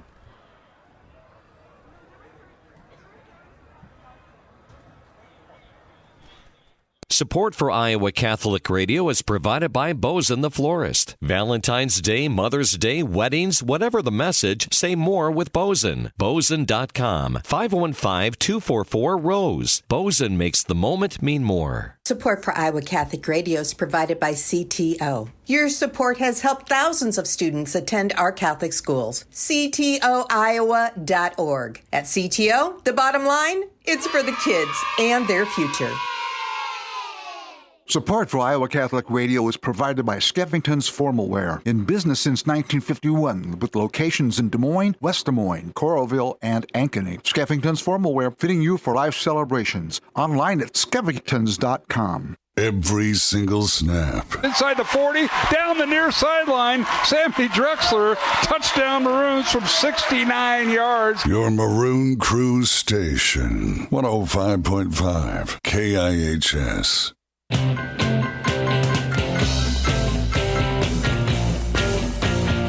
right, we're back here at Valley Stadium in West Des Moines. Final seconds of the first half. Dowling calls another timeout after Nahas kept the ball while we were away at break and runs it for 4 yards down to the Centennial 7. So it's 3rd and 6 for Dowling. Maroons can get a first down inside the 1 alongside Matt Mandring. I'm Mark Amadale. Brian Morris on the Dowling sideline. Let's go down to our Jenny Farrell sideline report with Brian. Yeah, guys, Dowling has really controlled this second half, like almost how Ankeny controlled the ball. But Dowling here has run the ball a lot in this second half. They tried to do a pass on that last play where Nahas had to scramble away, but it just this side of the field, there's just not a lot of room for the receivers maybe to get spacing. Yeah, and Dowling now with 2 receivers to the left as Maroons continue the Iowa Wealth Management red zone. IowaWealth.com. So now they'll bring out Drexler to the right and 2 receivers to the left. Back to throw Nahas on 3rd and 6. Fires it and throws it away incomplete. Close receiver was Middleton out of the backfield. And the Jags had that well read, and Dowling's going to settle for the field goal. So, Matt, this will be the 12th play of the Dowling drive that will end up in a field goal attempt. This drive that started at their own 29, so they're going to settle for the field goal from 24 yards out, it looks like, here with Ryan Kuhn. Yeah, Coach going to be a little frustrated going into halftime and settling for just a field goal here. For as much as they were moving the football there, they ran into the wall. The defense tightened up for the Jags there when they had to at the end of the drive. All right, McConville to hold. Kuhn from the right hash, kicking left to right, ball down, kick high enough. And it is good. So the Maroons extend their lead to 10-3 over Ankeny Centennial with 9 seconds remaining here in the first half from Valley Stadium on Dowling Senior Night. We'll return after this 1-minute break. Dowling 10, Ankeny Centennial 3 on Iowa Catholic Radio and CISN. Fast Signs is a custom sign and visual solutions company with an extensive selection of digital signage, interior and exterior signs, banners, and vehicle wraps. Learn more at fastsigns.com. Thank you, Fast Signs in Clive, for your support of Iowa Catholic Radio. Support for Iowa Catholic Radio is provided by Skeffington's Formal Wear, in business since 1951, with locations in Des Moines, West Des Moines, Coralville, and Ankeny. Skeffington's Formal Wear, fitting you for life celebrations. Online at skeffingtons.com. This is Father Gerald Murray. Catholic truth conveyed through the radio reaches so many, both Catholic and non-Catholic, and they receive encouragement, strength, guidance, and enlightenment. The Holy Spirit is working through these radio waves that go out to all the countries of the world. Catholic radio, of course, is an effort to make Christ known. Iowa Catholic Radio is needed now more than ever.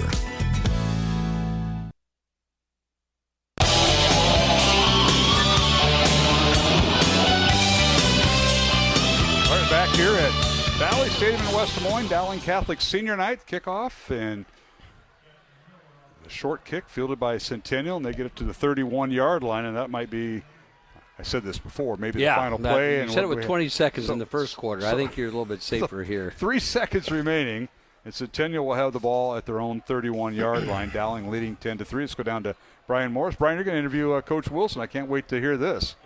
It looks like Ankeny's just going to kneel on the ball, guys, and go on the halftime just to score down. Yeah, just score down. We got scores coming up at halftime, some of the key games around here, including the Waukee matchup, the Battle of Waukee, and you were right.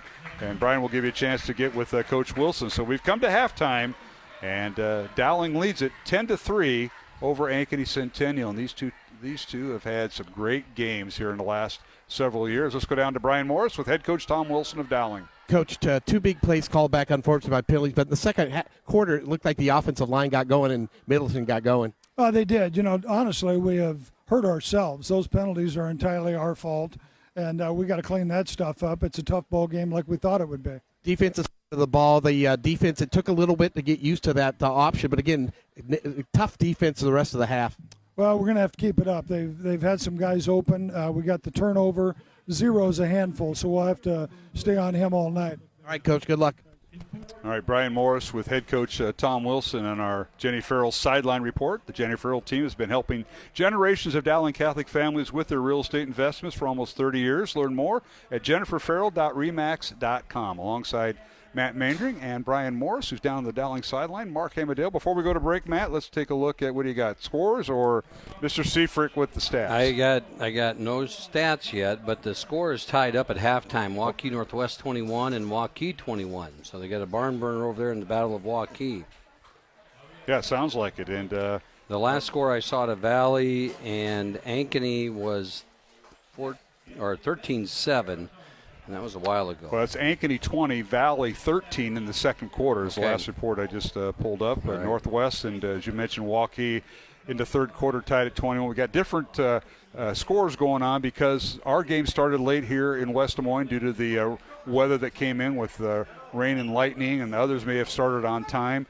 Just kind of Southeast Polk leading Johnson 7-0 in the second quarter at last report. And I'm going to try to find another one. Norwalk leading Urbandale in the first quarter. They were really delayed. First quarter score, Norwalk 6, Urbandale 0, and that game is at Urbandale.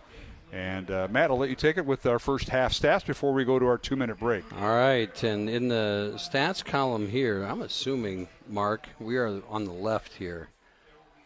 Yes, we were last week. Yep, we're on the left. And that's right, okay. Dowling, 12 first downs, 22 rushes for 103 yards for a 4.7-yard average. Joey Nahas was 5 of 8 with 1 interception, 68 yards through the air, so a total of 171 yards of offense. We had the 1 turnover. Third down conversions were 2 of 4.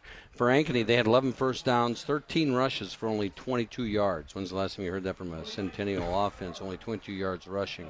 They were 7 of 13 passing, and they had 73 yards through the air for a total of 95 yards of offense. And Ian Middleton on the ground for Dowling, 19 carries, 98 yards in the first half. Quarterback Joey Nahas, 3 carries for 11 yards. And leading receiver Jeffrey Roberts, 4 catches for 53 yards, but he had a touchdown called back, and so did Sam Drexler on a punt return. So that's a look at some of the numbers. We're going to take a 2-minute break along our network lines. Here at halftime, it's Dowling 10, Ankeny Centennial 3, alongside Matt Mandring. I'm Mark Hamadale, alongside Brian Morris, who's on the sideline. Coming up, we'll talk pancake breakfast, the Dowling pancake breakfast coming up a week from this Sunday. Bonnie Bronson will join us. But first, a break from our network sponsors on Iowa Catholic Radio and CISN. Hi, this is Trent Horn from Catholic Answers. Has someone ever told you, I'm not pro-abortion, I'm pro-choice? If this happens, you should ask the person, what's wrong with being pro-abortion? If they say, nobody likes abortion, keep digging, even if it gets awkward, and calmly ask, well, why don't they like abortion? And don't let the person simply say it's because bringing life into the world is a good thing. Abstinence also prevents life from coming into the world, but abstinence is not like abortion. Abortion doesn't just prevent life from beginning, it violently ends a human life waiting to be born. Once the other person is willing to accept abortion does this, you can ask him, what is the difference between supporting violence and merely supporting the choice to commit violence? This has been Trent Horn with a Catholic Answers Pro-Life Minute. For my free booklet that will make you better at defending human life, visit whyweareprolife.com. Iowa Catholic Radio, connecting listeners to Christ every day with people like you. Hi, this is Tom Donnelly at St. Augustine Parish in Des Moines. Thanks for listening to Iowa Catholic Radio. Iowa Catholic Radio offers your parish, school, or faith-based organization Eucharistic Miracles of the World. This Vatican-approved exhibit was designed and created by St. Carlo Acutis. Email contact@iowacatholicradio.com for details. Support for Iowa Catholic Radio is provided by Ashworth Vision Clinic. Complete eye exams, contact lenses, glasses, glaucoma testing, and urgent eye issues. 515-440-4610. ashworthvision.com. Support for programming is provided by Construction Professionals, serving customers through a proven process, creating unique design, functionality, and artistic beauty. Construction Professionals is a Catholic family business built on a strong foundation. cpcustomhomes.com. Support for Iowa Catholic Radio is provided by Bozen the Florist. Valentine's Day, Mother's Day, weddings, whatever the message, say more with Bozen. Bozen.com. 515-244-ROSE. Bozen makes the moment mean more. Support for Iowa Catholic Radio is provided by CTO. Your support has helped thousands of students attend our Catholic schools. CTOiowa.org. At CTO, the bottom line, it's for the kids and their future.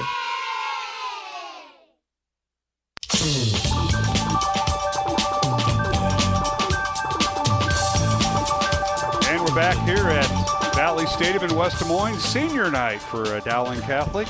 Our halftime score is Dowling Catholic leading Ankeny Centennial 10-3. Mark Amadale joined by Bonnie Brunson from Dowling Catholic as we talk the Pancake Breakfast coming up, the 64th annual Pancake Breakfast. And first of all, Bonnie, thank you for joining us here at halftime. Thank you for having me. What a night we have. Sorry about the delay. I told you to be up here an hour ago, and here we are. Here we are. A little weather delay on a football Friday night, but appreciate you making the time and talking a big event for the Dowling community, and others are invited to the Dowling Pancake Breakfast. That's awesome. Yes. Everybody's welcome. This event has been going on for a very long time. It's ingrained in the history of Dowling Catholic, and this year we'll be celebrating the 64th year of flipping pancakes. We'll be out at the Varied Industries building again this year next Sunday, October 26th. We'll be flipping pancakes from 8 until noon. Yeah, and Iowa State Fairgrounds has been the home, and it's been a great venue and on that Sunday morning. But the funds that you raise through the Pancake Breakfast at Dowling, what do they go to, and how are they utilized? Sure. This event supports our student clubs and activities. Over 90% of our students participate in a club or extracurricular activity, and this event supports all of them, whether that's a new club that they want to form. I think this year one of the new ones is the ping pong club, which is kind of fun. But when you start a new club, you need supplies, so our funds help support those types of things.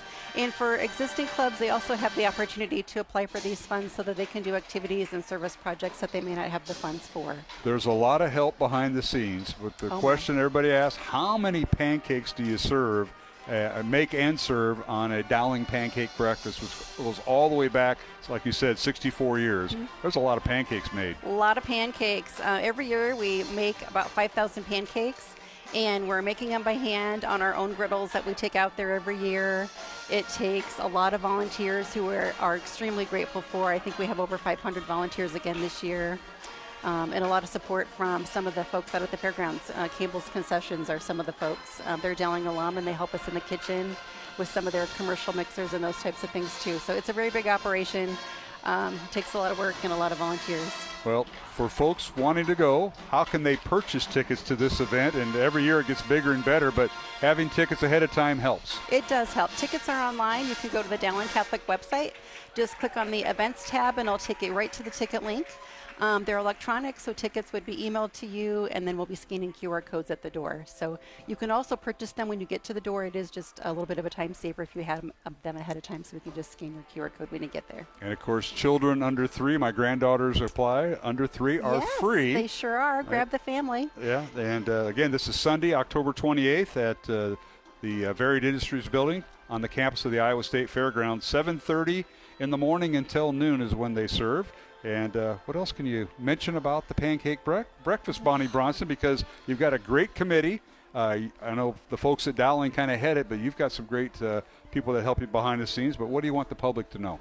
Well, other than just fabulous, yummy pancakes, there's a lot of things that you can do when you come to the pancake breakfast. The campus store will be there for all of your fall apparel needs. There's a bake sale with yummy homemade treats and holiday goodies. We have a stage set up. The band and the choir come out, and they're scheduled to do performances throughout the morning, along with the Sacred Heart Band, who's also invited to come to this event every year. And we also have, we're bringing back a cakewalk this year, which is scheduled to happen a few times throughout the morning, where you have a chance to win fun, yummy treats from the bake sale. Balloon creations for little kids and big kids alike. There'll be a photo booth. And, of course, our clubs and activities students will be there to share information about their clubs and some of the service projects that they do and ways they give back to our community. And, of course, let's put it this way. The coach that just won the recent state championship, Ron Gray, will he have the trophy there? Will he have his boys golf team? Because they are 2025 state champs as of a couple days ago. They are, Ron. Coach Gray is going to be flipping pancakes for us right along with Mr. Amadeo here. So come out for that, of course. The boys golf club is scheduled to be there, so I do hope they have a chance to bring the trophy. Absolutely. We'll have our boys and girls basketball teams there. The volleyball team will be there. And a lot of our football players are kind of undercover during the pancake breakfast, but a lot of them volunteer as well. So come on out and see us and enjoy all the fun things we have planned.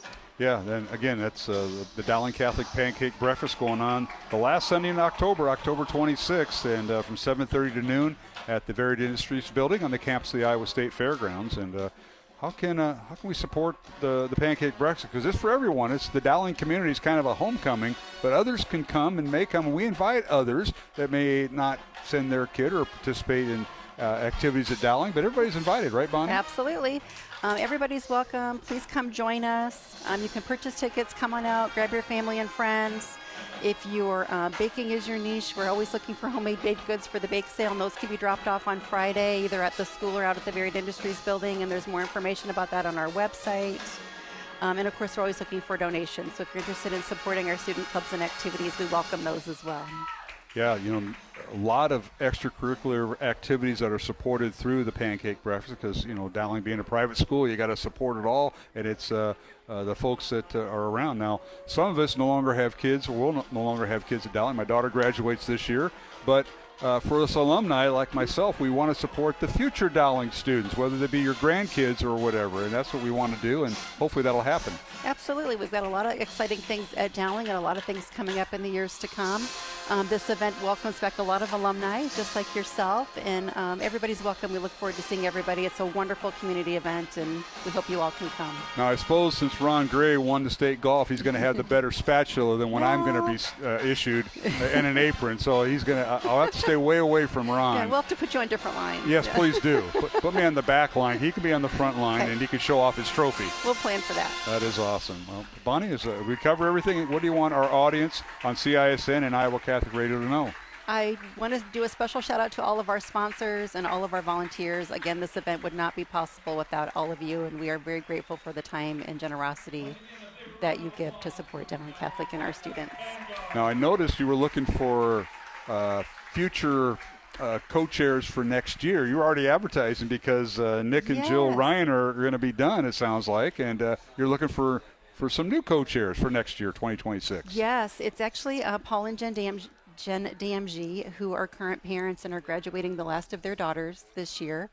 They're stepping down from their co-chair role for the pancake breakfast. So we have some new people who have volunteered to come on board who will be shadowing them this year and ready to take the reins next year.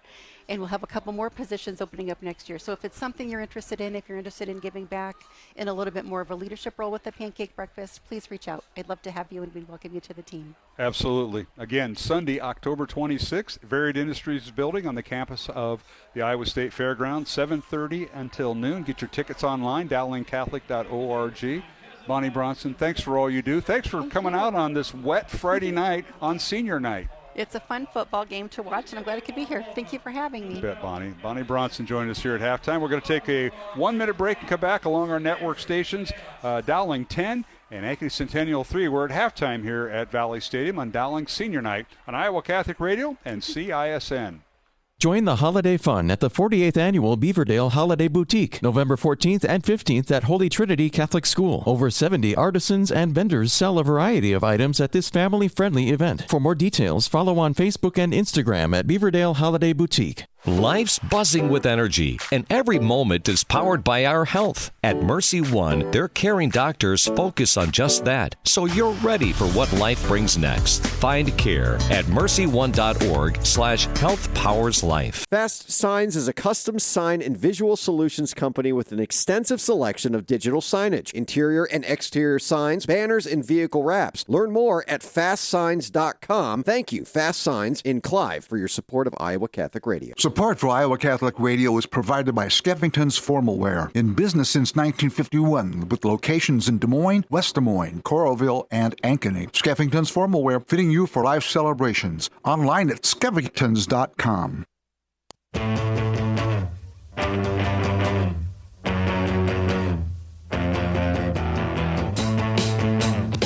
All right, we're back here at Valley Stadium in West Des Moines.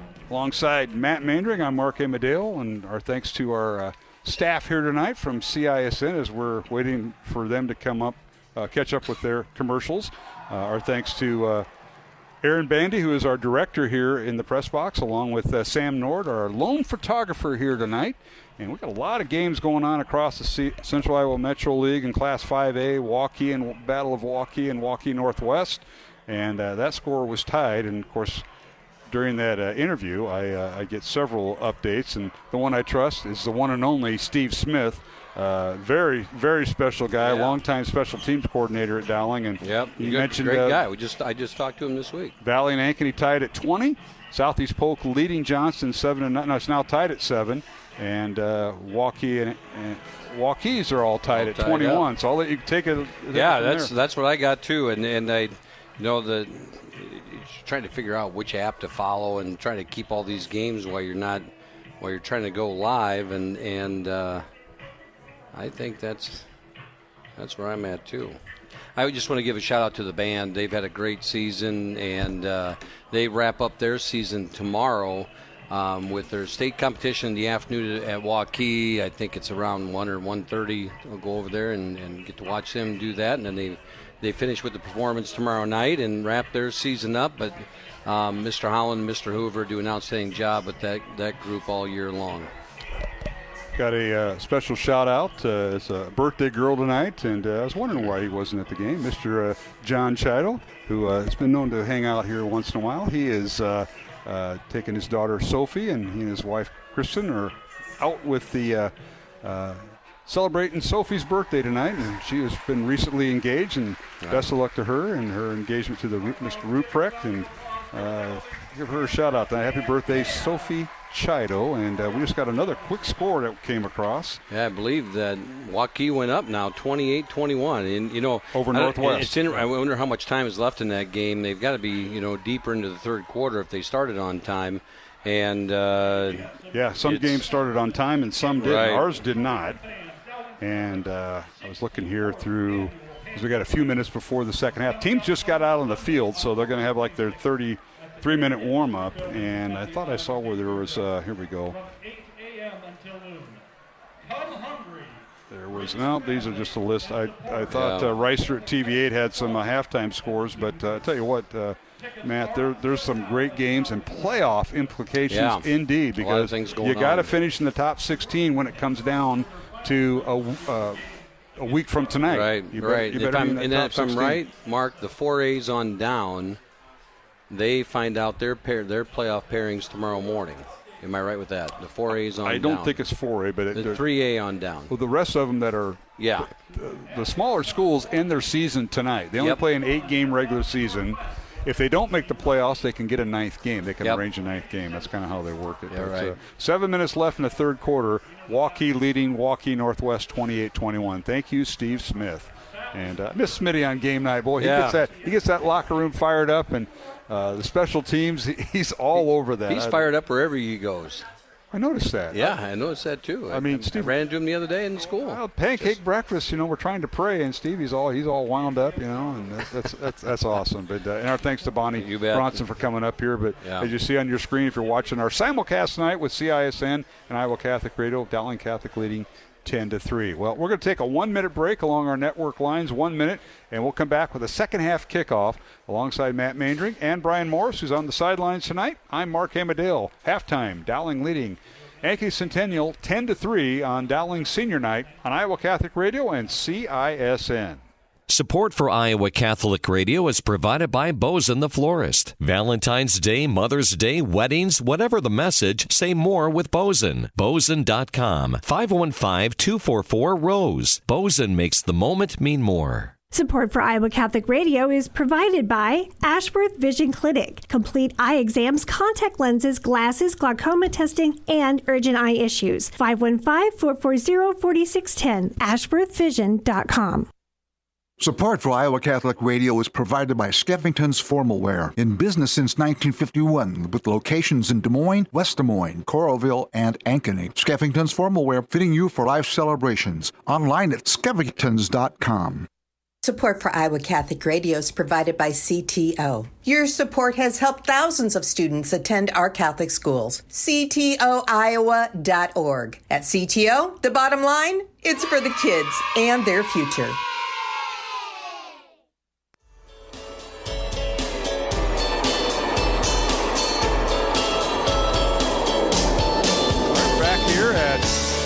Stadium in West Des Moines. Mark Amadale, Matt Mandring, and Brian Morris on the Dowling sideline tonight. A lot of scores going on. And, of course, our CISN crew of Aaron Bandy, our director here, along with Sam Nord, our photographer, doing the folks for the live stream on CISN, and back at the Iowa Catholic Radio studios, Vinny Cataldo and John Nielsen. Appreciate those guys hanging tight tonight on a wet night. We got started about a half hour late due to the weather that moved in. I'm not sure if Brian is with us. Brian Morris, come on in. Did you peek inside halftime at the locker room at Dowling or not? I did not, man. I put on a sweatshirt, first time all year. Wow. You have to check it out when you see me later. Oh, is that the Willie Farrell? Oh, I'm sorry, the Jenny Farrell team sweatshirt. Absolutely. That Willie was donning today in one of your little Facebook posts that I got wind of. Yeah, well, it's getting a little chilly down here, and I got a little cold. I got a little Matt cold. I'm working through it. I'm playing through it. Played through it. You don't sound as bad as he did last Friday night. No, I sound a little bit better. We can at least understand him. I know it.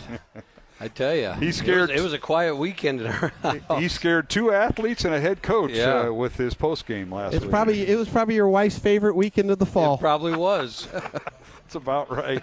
That's awesome. All right, well, just about ready to kick off here in the second half. Dowling will have the ball first. They will go left to right, north to south. Matt, what do you think for adjustments here in this 10-3 contest, Dowling leading Centennial? It's a great question. They defensively, they can't do much better against the run. To hold Ankeny to that few yards in the first half is amazing. I think offensively, they just are they just had so many opportunities. It's trying to play an error-free, knock off the penalties. There should be at least 2 more touchdowns on the board. And I think that's what they probably talked about at halftime. All right, short kick by Manning, picked up by Dowling, one of the upbacks. And again, that is, I believe, Leighton Oldfield on the reception, and he carries it across the 30 to about the 32-yard line. That's where the Dowling offense will start. 1st and 10. The Bruins will have quarterback Joey Nahas, Ian Middleton in the backfield, Sammy Drexler, Jeffrey Roberts, Jimmy Nahas, the receivers, Quinn Schmolback, the H-back, Carter Barrett, Cade Krause, Owen Marr, Evan Mitchell, and Max Thomas on defense. For Centennial, their defense, Kane Brooks, Houston Luce, Tysher Zeller, and Cade Muring, the defensive line. Nash Taggart, Will Morris, Rowan Doak, the linebackers. Brody Prill, Gavin Matheny, and now here's a quick pass. Caught as Nahas throws the right side. Nice catch that time by the Maroons. That's Quinn Smolback with the reception. He'll be shy of the first down. Continue the defense for Ankeny. We mentioned Gavin Matheny along with Garrett Stevens and Nolan Bennett and Brody Prill, the four defensive backs for the Jags. And the challenge for Ankeny is they're trying to dedicate, split. Do we dedicate enough people to the receivers? Do we try to stop the run? And there's a quick pass to the left side, incomplete, as that was a dangerous pass as they try to get Roberts involved, and that was closer than we thought. Yeah, that was one of those. Joey tonight has thrown a couple passes into traffic that he's trusted his arm so much, and he can fit it into some small gaps. The Ankeny Centennial defense is rallying to those, and a little dangerous, living a little dangerous. All right, it'll bring up 3rd and 3, Dowling from the Maroon 40. Back to throw is Nahas. Looks left, throws left, fires out, and he overthrew his intended receiver, Jeffrey Roberts, right at midfield.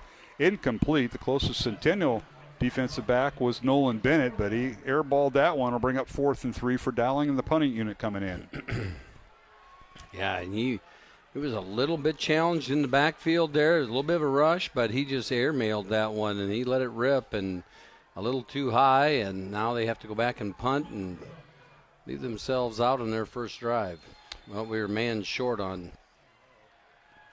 2, 4, 6, 8, 10. Yeah, I think they were a guy short. Dowling's got to burn a timeout, so we'll take it with them. 11:18 to go here in the third quarter. Dowling 10, Ankeny Centennial 3. Back in 1 minute along the Iowa Catholic Radio Network and CISN.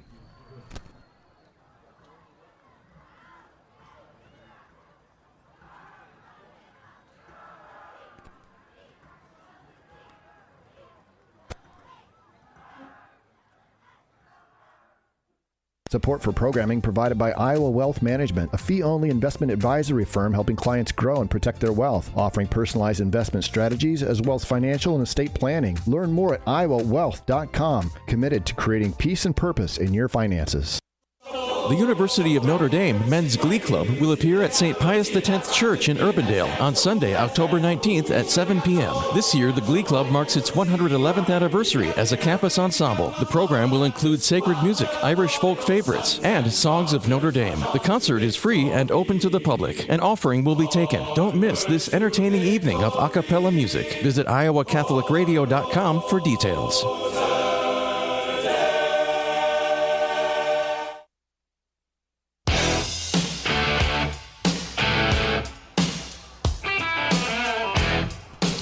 Back here at Valley Stadium in West Des Moines alongside Matt Mandering. I'm Mark Amadale. Brian Morrison, Dowling sideline. Punt by Dowling, and Henry Schmidt kicks it down to the 26-yard line, goes out of bounds. Centennial will have the ball first.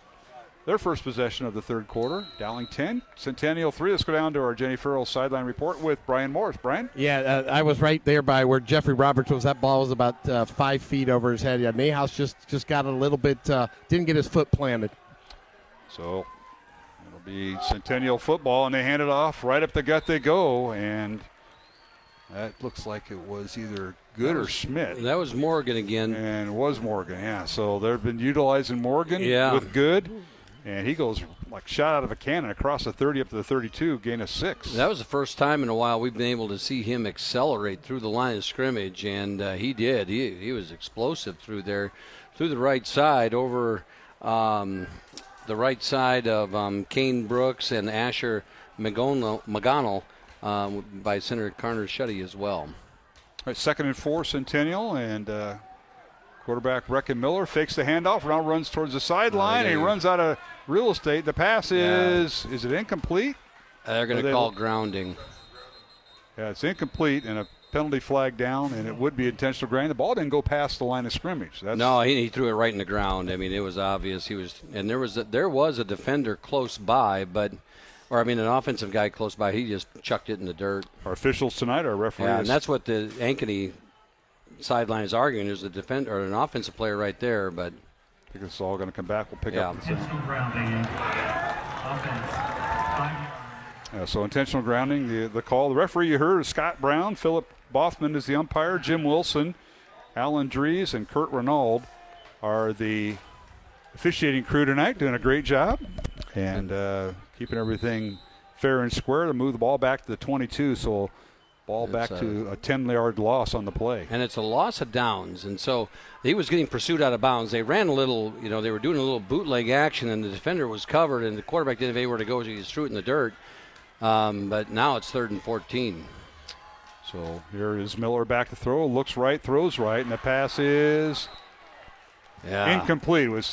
I'll tell you what, he climbed the ladder, did the receiver, and tried to high point it, but it's incomplete. Great job that time, and great effort by Cameron Miners, our leading receiver for Centennial, but it's incomplete and be 4th down, and the punting unit coming on for Centennial. So both teams on offense first, each have to punt. Yeah, 3 and out on both sides, and great play there by the Dowling defense on the pass rush and the coverage back there. But Miners really did climb the ladder and just couldn't quite come down with it. So Austin Meyer into punt, averaging 39 yards coming into tonight's game. Good snap from Russellberg and gets it away. And here's Drexler with a rare fair catch at the 43-yard line. So that's where Dowling will have it 1st and 10. And I say rare because Sammy likes to make it exciting. Yes. Let's go down to the Dowling sideline, and that is where our Jenny Farrell team sideline reporter Brian Morris is. It's jenniferfarrell.remax.com. Brian, take it away. Guys, if you take a peek at the 10-yard line, there's a little teeny cloud that kind of hit the field right during that possession there, and it's just kind of an eerie, it's almost Halloween-y down here.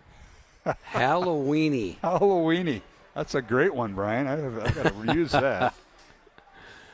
I think that's kind of like it's Sasquatch, or they call it Squatchy. Mayhouse on 1st down, airs it out, looking downfield for Roberts, and it is a back shoulder catch by Jeffrey Roberts. Amazing. Unbelievable. Inside the 20. That is amazing. And it's going to be a 1st down. Dowling officials get together to make sure. Did we really see that? Let's watch this on replay. And the ball is underthrown, and Roberts goes up and battles the Ankeny defender on that play. He actually Nolan Bennett was in coverage, great coverage, and Roberts takes it away from him. I think it bounced off of Bennett a little bit on the way down. So 1st down Dowling at the Centennial 18-yard line. The Maroons in the Iowa Wealth Management Red Zone, a fee-only investment advisory firm helping clients and protect their wealth, grow and protect their wealth. Learn more at iowawealth.com. Here's the snap. Handoff, Middleton, right side. He's got a hole. Bounces outside 15, and he's going to go in for the touch. What a block. Below here by Sammy Drexler. A kick-out block on Nash Taggart propels Middleton to score from 18 yards. That's receiver blocking right there. And Ian Middleton, I mean, they had a wave of Maroons. He stiff arms one guy, but you watch Sammy Drexler. He's driving that guy back 20 yards behind the play. 2 plays on the drive as the Maroons now will attempt the extra point. The holder is Owen McConville. And the long snapper for Dowling is Jack McLaughlin. Ryan Kuhn in for the extra point. Dowling 16 and Centennial 3, and the extra point makes it 17-3 Dowling with 9:31 to go here in the 3rd quarter. Dowling 17, Centennial 3. Back in 1 minute along the Iowa Catholic Radio Network and CISN.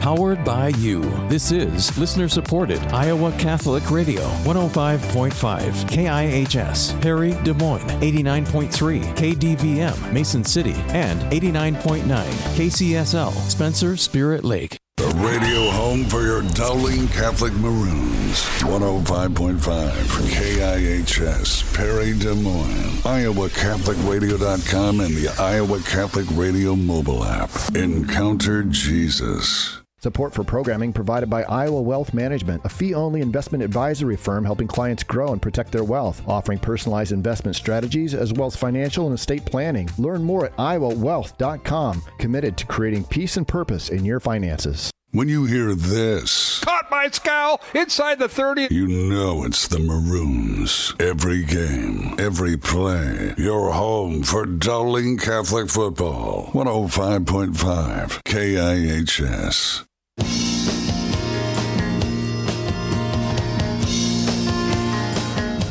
All right, here's a kickoff by Ryan Kuhn. It's going to go into the end zone, touchback. And it'll be 1st and 10 Centennial on their own 20-yard line. Dowling 17, Ankeny Centennial 3. The Maroons going on a 2-play drive, capped off by Ian Middleton's 18-yard run. But Brian Morris, it was a 46-yard reception by Jeffrey Roberts. And he used the Centennial defender, Nolan Bennett, to catch that pass from Joey Nahas. Yeah, Nolan Bennett couldn't have had better coverage, to be honest, guys. That was just two guys going up, and the Jeffrey Roberts came our way with the ball, and that really sparked this offense. And, again, Dowling wanted to come out and establish something. That first drive didn't go like they wanted, but, again, the momentum just shifted back. It certainly has. And on 1st and 10 for Centennial, they moved the ball from their 20 up to the 21-yard line to give a gain of 1 to J.J. Morgan. Dowling going 2 plays and 64 yards on that very quick drive, Matt. Very quick drive. And, and through 7 games, Brecken Miller's only attempted 88 passes. That kind of gives you an idea of how often Centennial likes to throw the ball. So that's just over 10 attempts a game, and I think they're over that already tonight. And they just can't run the ball. All right, Miller back to throw, looking, has time, and now he's breaks a tackle in the backfield, still on his feet. He's hit as he throws it, and the pass is incomplete. Dowling defender there nearly had it, and that was a nice job by the Maroons with pressure all over the place. But Jordan Watson nearly came up with it. But I think, Matt, and correct me if I'm wrong, I thought Brady Hagan almost got to the quarterback.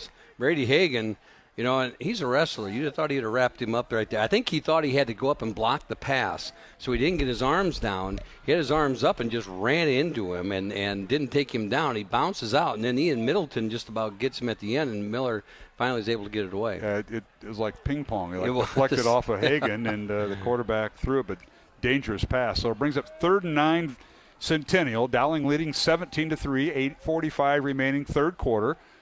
3rd and 9 Centennial from their own 21. Back to throw is Miller. Fires it out. Pass is caught. First down. Great catch that time. In the open field is Owen Gaspery, and he picks up the first down at the 42 of Centennial, a gain of 21. Yeah, Miller had enough time there as it was, again, I believe Bobo chasing him down, or getting after him there, but he had Crosser, and the Crosser got it, and Robertson takes him down, but a nice play by Ankeny Centennial. Certainly was. Tonight's game on Iowa Catholic Radio brought to you in part by Bozen the Florist, Ashworth Vision Clinic, and Construction Professionals. 1st and 10 Centennial, the ball on their own 42-yard line. They got as deep as a Dowling 15 in the first half. Here's a little jet sweep. The handoff goes to Devin Good, turns the corner, and crosses midfield and goes down right at the first down marker, which would be the Dowling 48. The design of that play is really good. Usually we see Morgan coming in motion, and that time it was Good, and everybody's eyes are on Morgan in the backfield. It's a quick give, inside give to Good as he's going to the edge in a jet sweep, and big pickup on first down for the Centennial. Give him about 9.5 yards. They'll bring up 2nd and short for Centennial. The ball in the Dowling 48. One receiver left, one to the right. Centennial going right to left, south to north. Back to throw is Miller. Fires a pass over the middle. Incomplete. His receiver didn't turn around, and the Dowling safety that time was Coppola, and he nearly came up with the interception as the intended receiver was not turned around, and that was Cade Newman, the tight end. Yeah, and I think Bonanno was the one back there and made him get rid of it a little bit earlier. Miller wanted to hang on to it just a little bit longer, but Bonanno was there and hit him. We see the end result, the incomplete pass, but what we don't see is the pressure that causes the quarterback to throw a little bit sooner than he wants to, and that's what some of the Dowling defensive line have done tonight with Bobo, Hagan, Elcock, and Bonanno. All right, 3rd and 1 once again for Centennial, and they'll give a little end around that, and with the football is Good. He's got the first down. Great play design for Coach Pizzetti. Good turns it into a first down at the 38 of Dowling, a gain of 10. The same play they ran to the right side of the field, they just ran again back this way. When a play works, run it again. And that's what they did there, getting Good in motion, inside handoff to him as he comes across the formation. and they're able to seal off the defense, and he gets to the corner. So 1st and 10, Centennial.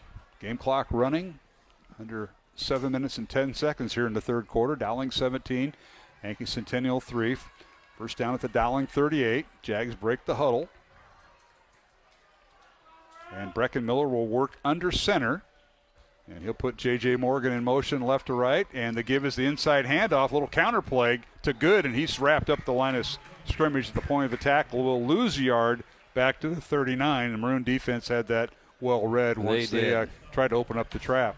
You know, there was so much motion in the backfield. And, again, the penetration gummed it up and caused the offense not to have much room to run right there. And just good team defense of everybody staying home that time.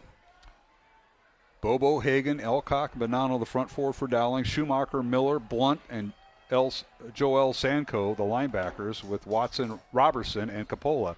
And here's a quick hitter this time for Centennial, and they get it down inside the 40, down to the 36-yard line for a gain of 3. So they keep the game balanced, and will bring up 3rd and long, third and about 8. Yeah, 3rd and long. A little quick hitter right there, and as you said, Mark, but again now it's a 3rd and long, and this is where Ankeny has struggled a little bit. This is not what they like to have. They're used to being able to grind the ball on the ground, get 3rd and short, 2nd and short, and then just be able to play ball control offense. All right, Cameron Miners split wide to the right to the top of your screen for watching on CISN. On receiver to the left. Back to throw is Miller. Looks right. Throws towards Minor. The ball is nearly picked off, but he overthrew his receiver. Incomplete. And nice job of coverage by the Maroons there as Kyle Schumacher had to throw it over him, and it went out of bounds, incomplete. Yeah, Schumacher was able to get a hand on it and then knocked it up in the air almost to the guy behind. And but they get a 4th and long, and I think Ankeny's going to probably go for it right here. So 4th and 7 for the Jags at the Dowling 35. 5.5 minutes remaining third quarter, and yes, they are. They're going for it. 2 receivers left, 1 to the right. Quarterback Miller. Brecken back to throw. Wants to throw it quick. He does. First down as it's caught at the 20-yard line as he hit the tight end that time on the reception, Owen Gaspery. He did a good job of hanging on to the football. Maddox Capola come on and laid that lick on him there as he caught it, but a good execution there. A nice ball from Brecken Miller. That's one of his better throws tonight, is he's able to put it right on him on 4th down in that big situation. So it's first down. That was a big play for Centennial to keep this drive alive. 1st and 10 Jags at the Dowling 20. 15-yard gain that time. Brecken Miller to Owen Gaspery. Here's a snap. 3 receivers left, and now Miller dodges traffic, now wants to run, and he's going to be dragged down from behind at the 20-yard line. Good hustle by the Maroons on the backside there, Matt, as Anthony Badano ran him down. And Anthony started his career as a freshman up there at Centennial at one time. Yeah, Anthony playing with a little fire tonight. He was able to track him down from the backside. He had to come all the way across formation to chase Miller down, and did so to prevent a big play. That was probably about a 15-yard run, but it was east-west. Yeah. Net gain 0. So it's 2nd and 10 Jags. They'll break the huddle with 2 receivers right, 1 receiver to the left. Out of the shotgun, Brecken Miller, the sophomore quarterback for the Jaguars, sends Morgan in motion. Here's the snap, and penalty flag down late, and a low throw incomplete right at Morgan's ankles, and this will be a procedure against the Jags, backing them up 5 yards. You saw that blitz coming, and I think that caused the Jags to jump up there because Dowling was sending the house. Yeah, he didn't have anything on the throw either. No, he didn't. And a couple score updates here, Mark. I've got Ankeny leading Valley 2019. The Waukee Northwest game is tied in the fourth quarter now at 28. Southeast Polk is up on Johnston 17-10. I appreciate that, Matt. Back to throw is Miller on 2nd and 15. Fires near side. The pass is caught. Nice catch that time by Cade Newman, the other tight end, and he gets it down inside the 15 to the 12-yard line of Dowling. Big play there, and that one was just you run it to the sticks, you come back to it, and Miller is starting to find a little rhythm there throwing the football as they have kind of abandoned the run here for the most part, and they're just sitting there chucking the football right now. That game was for 13, but there was that big loss on the play and then the penalty. So it brings up 3rd and 2 for the Jaguars. Line of scrimmage is a Dowling 12. This drive started back at the Centennial 20-yard line. Here's Miller, inside handoff to Morgan, and he pushes forward near the 10 or the 12, maybe the 11 for maybe a yard. Yeah, he's going to be short of the first down. Correct. And good play there by that Dowling front. That defensive front of Bobo Hagen, Elcock, Bonanno, and then backed up by Schumacher, Miller, Blunt, and Joel Sanko. There's no room there for Ankeny to run. So now we're back to another 4th and 2. And this will be the Centennial 14th play of the drive. That's taken about 7 minutes off the game clock here in the third quarter. And we've got a timeout on the field. We'll take one ourselves. 2:47 left to go, third quarter. It's Dowling 17, Ankeny Centennial 3 on Iowa Catholic Radio and CISN. To all our family of listeners, we want to say thank you for your generous support during Iowa Catholic Radio's fall fundraiser. Your gifts make all the difference in ensuring that the message of hope continues to be broadcast on every frequency. If you didn't get a chance to pledge, it's not too late, and matching dollars are still available. Donate now at iowacatholicradio.com to help each and every listener hope with frequency. Again, thank you for supporting Iowa Catholic Radio. Thank you.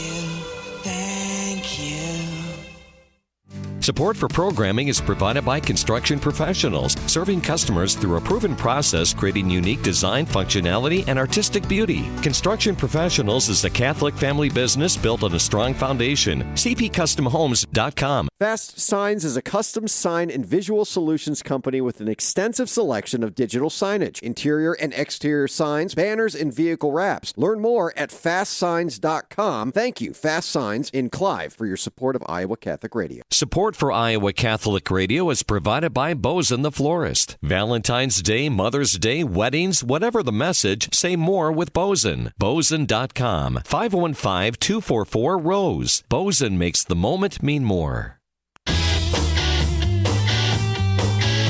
Well, the Jaguars go for it on 4th down, and incomplete pass will turn the ball over on downs. And boy, what a time-consuming drive. 7-minute drive out of Centennial. Started on their own 20, 14 plays, and Matt Maindring, they turn it over, and Dowling takes over 1st and 10 from their own 12-yard line. What a job by the Maroon defense. For the second time tonight now, they've stopped Centennial in the red zone on 4th down, and 4th and short, no less. And 2 big plays by the defense, who's just been playing outstanding this season. Dowling offense on the field, and they'll hand it off to one of their backup tailbacks, and let's see which one that is. It's either Pennington or Schmid, and I think it's Pennington on the carry, and it is, and he picks up yardage up to the 20, so a pickup of 8 yards on 1st down, 2nd down, and 2.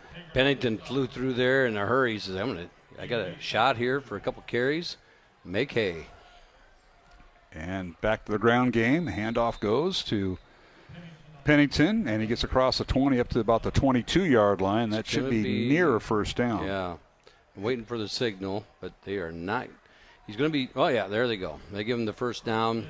Good, strong run by Pennington. I like the way he finished that run right there. He kept his legs popping behind that line of scrimmage and was able to bowl forward and get those first down. And you just wonder how long Ian Middleton, the Dowling running back, was out there on that last defensive series. We're out there for 7 minutes. We know that. Yeah. And here's a chance, if this series being the last one of this quarter, you think, and get a little extra rest. And off Pennington again. He stays in bounds and drives forward up to the near the 30-yard line. He'll be a few yards short of the 1st down on a 1st and 10 carry. And that's a big 7-yard pickup right there for Pennington as he gets around the edge as they run to the short side of the field. So 2nd and 3 Maroons as a penalty flag offside Centennial. I thought you were going to say lightning. I thought I saw a flash over here, and you always get that in the back of your head. Yeah, you do, but we also have flash bulbs going on too because it's senior night. So I think we're good. We're okay. Are you going to radar? Yeah, we'll take a 1-minute break for radar here in a minute. No, we won't. we get the director and the producers all worked up. All right, 1st and 10 Dowling from their own 29.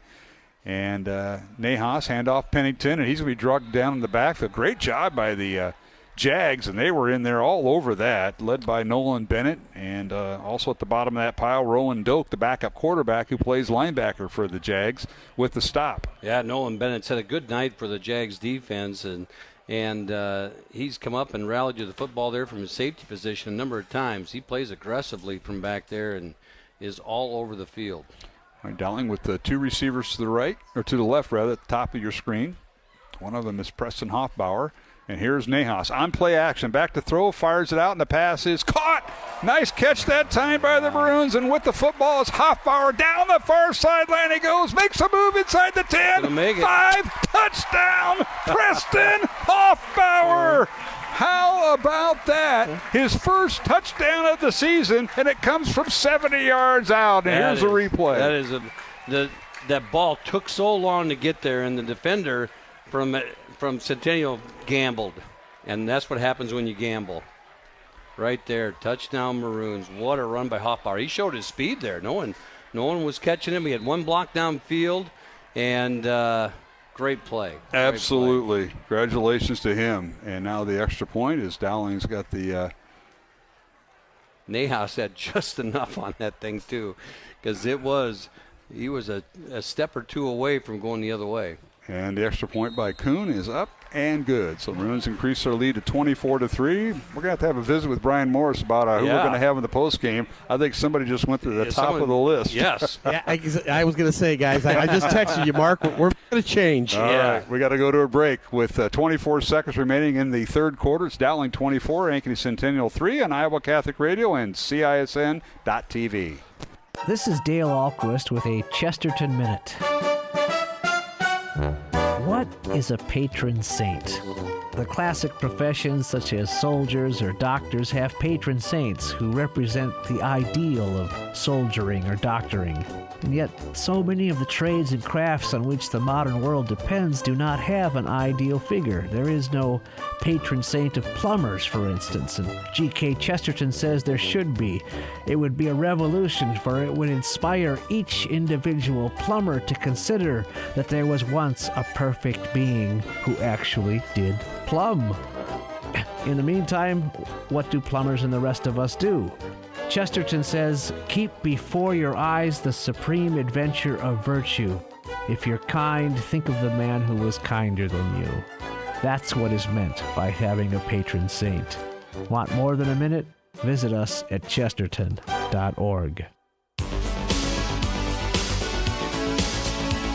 And we're back here at Valley Stadium on Dowling Senior Night, and a senior making a big play as Preston Hoffbauer on a 70-yard reception from quarterback Joey Nahas, and the kickoff returned by Good of Centennial, and Devin Good gets across the 25 up to the 27-yard line. That's where the Jags will start first and 10. Let's go down to Brian Morris with our Jenny Farrell sideline report. Take it away, Brian. Yeah, again, you said it, Matt. As soon as the defender went for that pick, he had no help behind him, and Hoffbauer showed some speed on that, guys. We haven't seen a lot of that. He hasn't had as many opportunities to catch the ball, but he had some speed. Then he made that quick juke at the about 10-yard line to get in the end zone. Great play by the senior. Well, when you're sitting there and you're running with Jeffrey Robertson and Sammy Drexler, it's hard to get your speed compared to those two, but he showed it right there. He's right there with him. All right, low snap. Miller picks it up, gives it to Morgan, and he stood up, and that might be the final play of the third quarter as the Jags start their own 27 and maybe a yard up to the 28. Bring up 2nd and 9 when we return with the fourth quarter as senior night for Dowling Catholic here at Valley Stadium. Our score after 3 quarters of play, Dowling 24. Ankeny Centennial 3, back in 1 minute along the Iowa Catholic Radio Network and CISN.TV. I'm Father Thomas Loya, and this week on Light of the East on the Iowa Catholic Radio Network, how do we remain hopeful, faithful, and negotiate through these times where there is so much strife, division, confusion, anger, and anxiety in our nation, in the church, and in the whole world? We look to the timeless wisdom of the church's liturgy and saints. Light of the East, Sunday mornings at 10:30 on the Iowa Catholic Radio Network. Support for Iowa Catholic Radio is provided by Ashworth Vision Clinic. Complete eye exams, contact lenses, glasses, glaucoma testing, and urgent eye issues. 515-440-4610. AshworthVision.com. Support for programming is provided by Construction Professionals, serving customers through a proven process, creating unique design, functionality, and artistic beauty. Construction Professionals is a Catholic family business built on a strong foundation. CPCustomHomes.com. All right, we're back here at Valley Stadium, and here's a pass by Brecken Miller that's broken up, incomplete. He had two receivers to choose from. Luke Mitchell, number 14, was one of them, and Cameron Miners, their leading receiver for Centennial, was the other, but broken up nicely by the Dowling defense as the Maroons lead it 24-3. We start the fourth quarter here on Dowling Senior Night, Matt Maindring. Yeah, and for Hoffbauer, what a treat on Senior Night to make that play. One score update here: Waukee is leading Northwest 31-28 with 2 minutes to go in the game. Wow. That would be a shocker if that holds up. I might have that up on my phone. You might have that, yes. Do you need a plug-in? I mean, last time you ran out of battery. Yeah. All right, here's Miller, and he's going to be sacked for a loss as the Jags had it at their own 28-yard line. Nobody open, and Brecken went down, and he gets back up. That's the important thing. You got to get back up, and he'll move the ball back to the 27-yard line. Loss of one. Loss of one, and in Ankeny again, they're sitting there and having to throw the ball and back up and pass so much more than they are used to or want to, and it is a challenge for them to be able to sit there and throw the ball. It's not what the offense is designed to do. Oh, low snap, it dug out nicely by Noah Manning, punts it away, or rather Austin McIntyre punts it away, takes a Dowling bounce up to the 48-yard line, so the Maroons will start 1st and 10 from their own 48 on that punt by Austin McIntyre with 11:11 remaining here in the fourth quarter. Dowling leading 24-3 over Ankeny Centennial. Let's go down to our Jenny Farrell sideline report. The Jenny Farrell team Remax Concepts sideline report with Brian Morris. Guys, we've talked about this defense all year long. They just don't break. I mean, they have given up so few points, and we talk about the different players, Blount and Bombo, but I mean, this defense, to play this Centennial team tonight, had to play great team defense, and that's just what they've done. Yes, they have. It's a compliment to them, and quite frankly, Matt, to what Brian, to his point, Dowling defense was out there a lot in that first quarter. Yeah. Let's go back to a first down carry into Centennial territory from Ian Middleton from his own 48, and he's going to be brought down at the Jags 46. Ian Middleton with a nice run up the middle, and you're right, Mark. And after that first quarter, you thought this game was going to be a dogfight. Were they going to be gassed? The defense have anything left in the tank to tackle and all that? Yeah, they did. The defense couldn't shut them down, and here we are now, 24-3. All right, 2nd down and 4 for the Maroons, and now we got a procedure call against Dowling. Somebody moved just a bit quick. There's a lot of excitement over on the other side of town in Waukee. Yeah, we got it. It's 30. I'm watching on. Well, you can say you're watching on CISN. Somebody, I got it on Why here. Not 31, promote it, sure. 31-28 Waukee over Northwest right now. Northwest has the ball 2nd and 8 with 31 seconds to go at their 26-yard line, 24-yard line. So a little excitement over there. Absolutely. Well, here it's 2nd and 10. And back to throw is Nahas. Rolls around now, scampers out. Caught by Sammy Drexler. He's been quiet tonight, really. And he's hit and dropped at the 40-yard line. And a little extracurricular activities going on. The Maroons do a good job of policing that and getting Cade Krause away from there. Cade Krause. He got a little upset somebody got an extra lick in. Well, Cade Krause got the lick in. We're not going to kid you there, Mark. He was continuing to block and go to the whistle. He went to the whistle. There is no doubt about it. Down to the Centennial 40, a gain of 6 that time by Sam Drexler. 1st and 10, Dowling.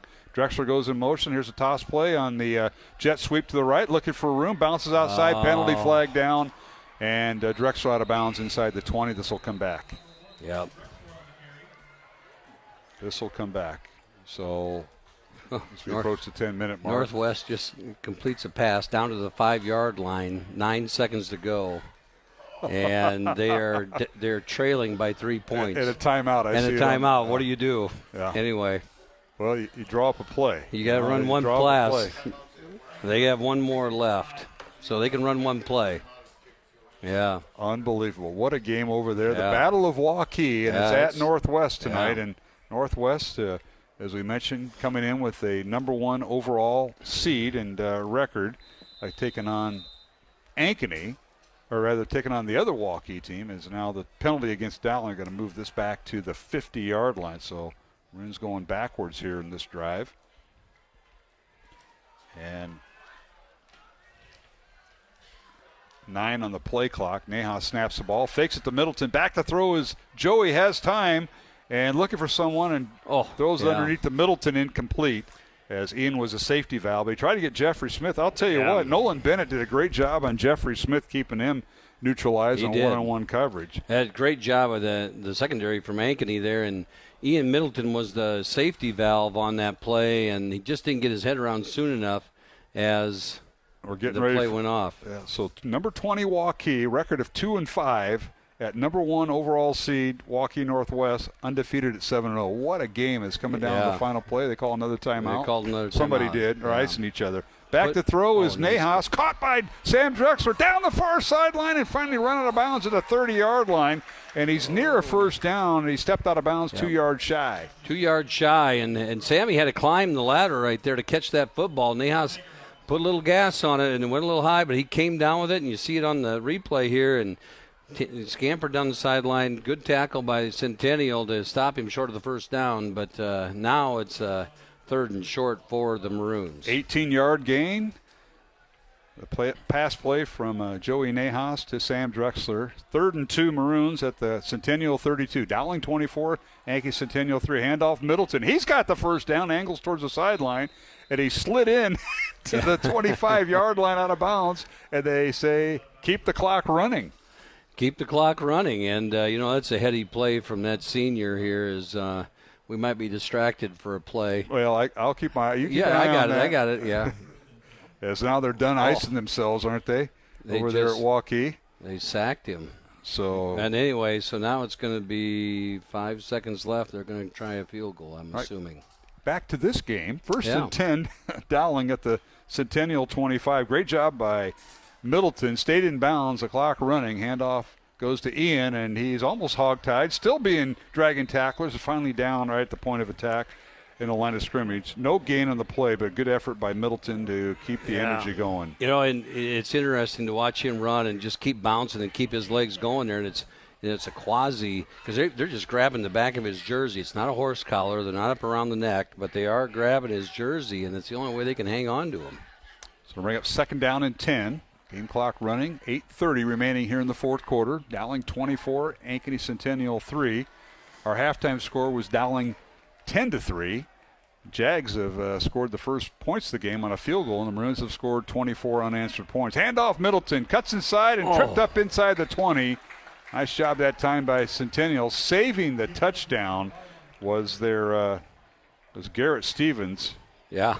And he went low. He had to. And stopped Middleton inside the 20. They're going to spot forward progress at the 17.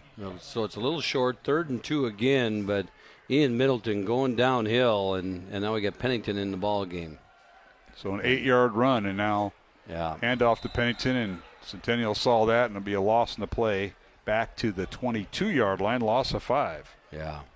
And Pennington didn't have a chance right there as Centennial sent everybody in, and here you go for a field goal opportunity for the Maroons. And McConville earlier had a high snap that he got down and did a great job of getting it down. So it is a team game. So the Maroons will attempt in a field goal. This will be a 39-yard field goal attempt. Ball down and kick up, and it's a low kick. Did it go through? And it did not. Off the left, no good. So the score remains 24-3, Dowling leading Centennial as Kuhn's kick is left, and this is a 39-yarder. Now back to your Waukee game. We're going to keep it here. There's a flag. I don't know. They missed the field goal. So Waukee missed the field goal. There's a short field goal, but now they've called a penalty.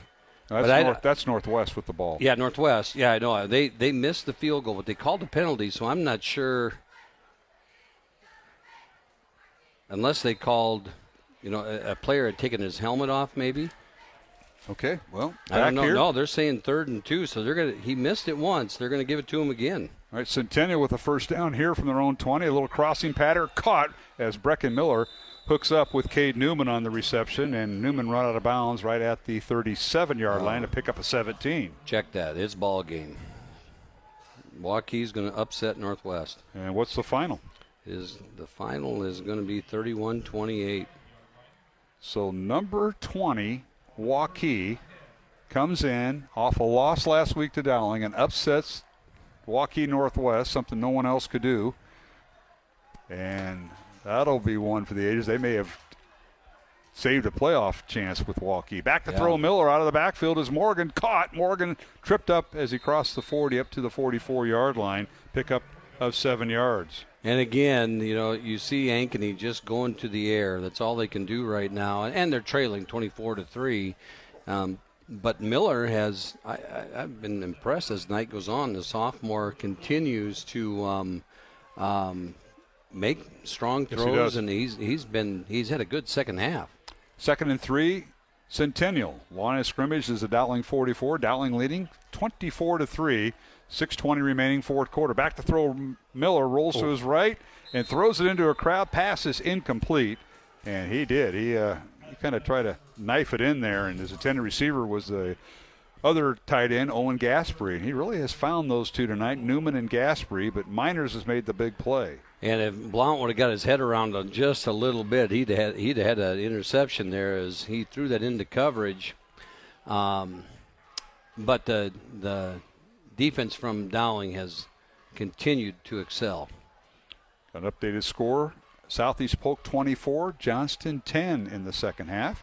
Here's Morgan, and he's going to get loose. He breaks a tackle inside the 40, and he's going to go.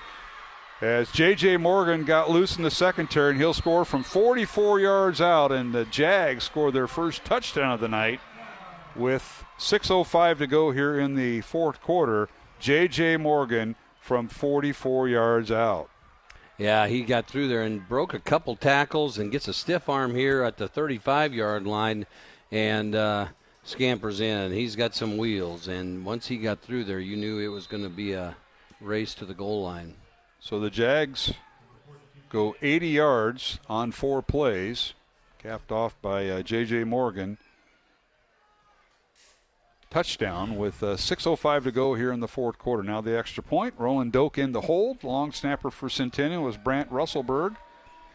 And the extra point up and good by Noah Manning. So it's 24-10. Dowling leading Centennial. 6:05 left in the fourth quarter. Back in 1 minute along the Iowa Catholic Radio Network and CISN. The University of Notre Dame Men's Glee Club will appear at St. Pius X Church in Urbandale on Sunday, October 19th at 7 p.m. This year, the Glee Club marks its 111th anniversary as a campus ensemble. The program will include sacred music, Irish folk favorites, and songs of Notre Dame. The concert is free and open to the public. An offering will be taken. Don't miss this entertaining evening of a cappella music. Visit iowacatholicradio.com for details. Support for Iowa Catholic Radio is provided by Ashworth Vision Clinic. Complete eye exams, contact lenses, glasses, glaucoma testing, and urgent eye issues. 515-440-4610. ashworthvision.com. Support for programming is provided by Construction Professionals, serving customers through a proven process, creating unique design, functionality, and artistic beauty. Construction Professionals is a Catholic family business built on a strong foundation. cpcustomhomes.com.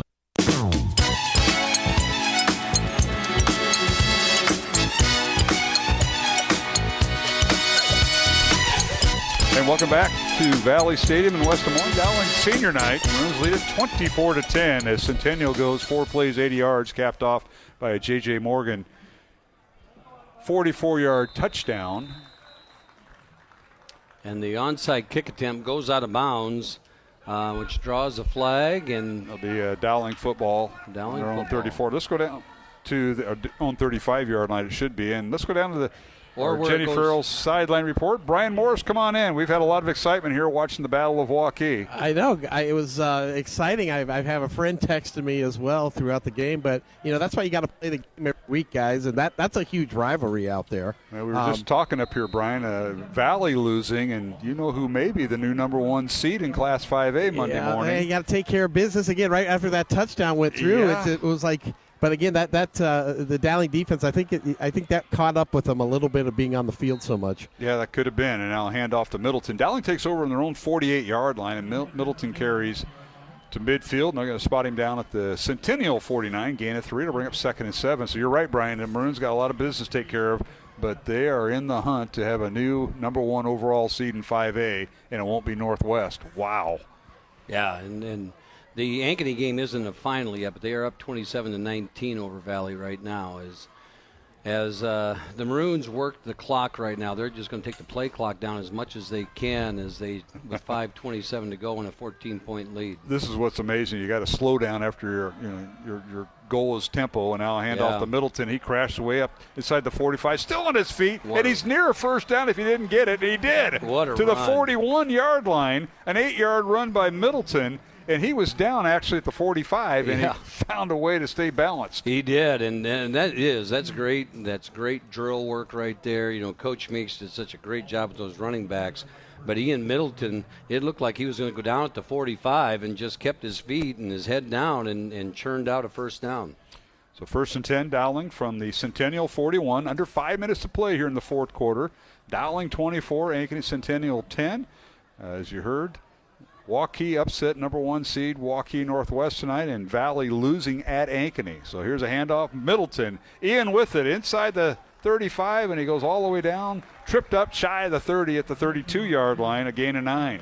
And all the secondary can do from Centennial is go down as low as they can on Ian Middleton as he barrels through there, as he stiff arms one runner and shakes off another, as that offensive line is just taking it to the Centennial front right now. A lot of upsets going on. We're hearing some more scores that are turning. All right, 3rd and 1 Maroons from the Dowling 32. It's been Middleton, runs of 3, 8, and 9 yards. That sets up 3rd and 1 for the Maroons. 1 receiver on each side of the formation, 2 tight ends, handoff. Middleton, left side, trying to turn the corner. He does. He's got the first down and drug down at the 27 of Centennial. He'll pick up 5. They'll stop the clock for the first down as we're under 4 minutes to play, and the Maroons leading 24-10. I believe, I was trying to get the number there, that's Braden Bogseth on the tackle as he drug Ian down from behind, and Ian's he wants the football right now. He is running hard, and that offensive line says, let's do this. Dowling headed to the Iowa Wealth Management Red Zone, a fee-only investment advisory firm helping clients grow and protect their wealth. Learn more at iowawealth.com. Our thanks to the Glazer family, John, Libby, and, of course, Becca back in the office. Appreciate all their work and supporting Iowa Catholic Radio. Handoff, and that's Pennington. And he gets inside he's down to the 20, 8-yard gain. And, boy, that's a change of pace. You go from Ian Middleton to Grayson Pennington. Yeah. And that was Schmidt, guys. Oh, that was Smith. They put him, 24 is Schmidt. 23, 24, 2 sophomores. And it was Smith. Thank you, Brian. No worries. A little flash through there as Smith flies through that line of scrimmage. He has got really good speed as he flies through there. 2nd and 2, Maroons. Line of scrimmage, Centennial 20. Under 3 minutes to play here in the fourth quarter. Don't forget, stay tuned. Post-game show, we'll have Brian Morris with interviews on the field with Dowling players and head coach Tom Wilson. Here's Schmidt with the carry again. And he tries to bounce outside the numbers. He's down to the 16-yard line. He'll pick up 4 and he'll bring up a first down. First down for the Maroons, and it's fun. Here you get Schmidt, gets a little extra time and is getting some carries, and he's making his use of that time. Absolutely, and that's what you do when you get your opportunity. And Maroons started out slow, and that's a credit to Centennial. It was 7-3 at halftime, Dowling, and the Maroons have just went on a tangent here in the second half. 1st and 10, Dowling from the 16, letting the play clock wind down. Handoff Schmidt, he blasts through the 20, down inside the 15, and all the way down the 11-yard line to pick up a 5. Takes a big hit at the end of that play, but just a strong run by Smith as he keeps powering through.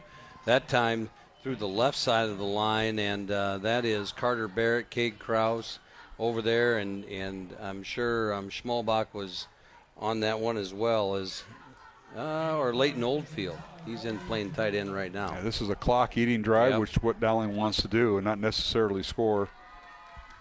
All right, 2nd and 5 Maroons from the Centennial 11 with 1:35 remaining. Here's Nahas, handoff Smith, goes right over center, and is finally brought down right about the 7-yard line, a pickup of 4. You can tell everyone in the world that Dowling necessarily doesn't want to score, but right now, if you're Smid, he wants to score, and he wants to give me this opportunity. Henry Smid says, "Let me get in the end zone."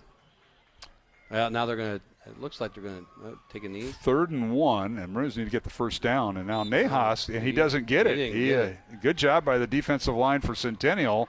It'll bring up 4th and 1 for Dowling at the 6-yard line, maybe the 7. And they got to snap it one more time. And so they either got to kick the field goal or go for it with 40-second clock and 50 seconds.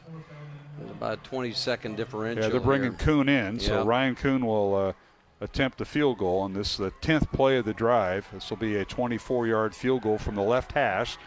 Dowling going right to left, south to north here at Valley Stadium. He'll kick it from the left hash. The holder will be Owen McConville.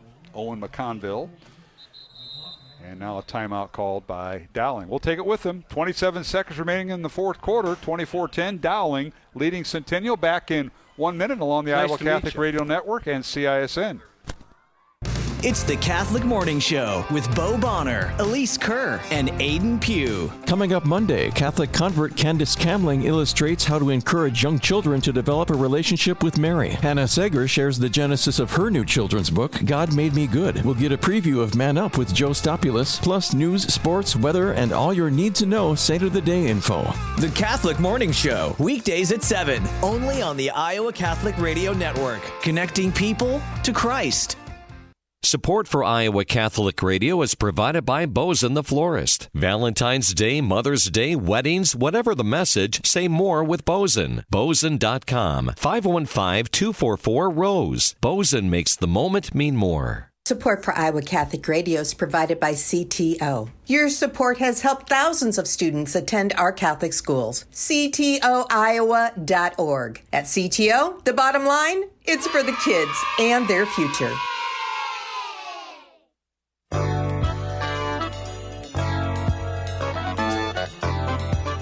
All right, we're back here at Valley Stadium, and here is a 24-yard field goal by Ryan Kuhn from the left hash. Kick is up, and it is through. And the Maroons tack on 3 more points and lead it 27-10 over Ankeny Centennial with 23 seconds remaining here in the fourth quarter. Mark Amadale, Matt Maindring, Brian Morris on a Friday night that got off to a late start due to the weather that moved in, but both teams gained momentum after a very low-scoring first quarter. Centennial led 3-0 at the end of the first quarter, and then Dowling led at halftime 7-3, and then it's been all Maroons here in the fourth quarter. Let's go down to our Jenny Farrell sideline report. That's Brian Morris on the Dowling sideline, Brian. Yeah, guys, look at the 2 sophomore running backs for Dowling, Schmid and Pennington. Yeah, I mean, they go about 175. So you think of them, again, I hate looking forward, but 2 more years, they're going to probably put on about 20 pounds of muscle. They're kind of set back there, but Ian Middleton's he's just one of my favorite players. And you think back to the days of Bob Dare. Do you think Bob Dare would have saw Ian and said, man, I can create a state champion in wrestling? His balance is unbelievable. Yeah. Low to the ground, hard to tackle. You're exactly right. And he's a great kid, and Ian, and watching him evolve through his 4 years of high school, he's just one of those kids that's a leader and just an outstanding young man. And a captain on this Dowling team. Now here's a kickoff by Kuhn. It's going to be fielded at the 2-yard line by Centennial and hit and drop from behind. Penalty flag down late. And so goes the ball carrier. And was that good on the return? It might have been. Yeah. But nonetheless, Dowling leading 27-10. That last Dowling drive, 11 plays, 52 yards, capped off by a Ryan Kuhn 24-yard field goal. And for Kuhn tonight, that's his second 24-yard field goal of the evening, and 17 seconds remaining, so I'm guessing Centennial will just take a knee. They'll be holding on the return against Centennial, and Brian, I think are we coming to a conclusion of who you're going to try to line up for interviews? Yep, I think it's going to be Garrett, and we're going to try and get, Jackson Miller and Preston Hoffbauer. So Jackson Miller on the defensive side, he had a pretty good night with. Yeah, he was in on a lot of tackles, and he had a good night. You know, and he's stepped up after Pagano has gone down, and they kind of moved him around out there. You're right. Yep. That is awesome, man. Just make sure they zoom in on me when they do the interview. Well, the camera's up here, so they're going to have to do a lot. So back to throw is Miller out of the backfield. He throws it out, caught out of the backfield by Centennial, and that is Devin Good, and that should do it with 5 seconds to play. Game clock continues to run, and it'll go final. Final score, Dowling 27, Ankeny Centennial 10.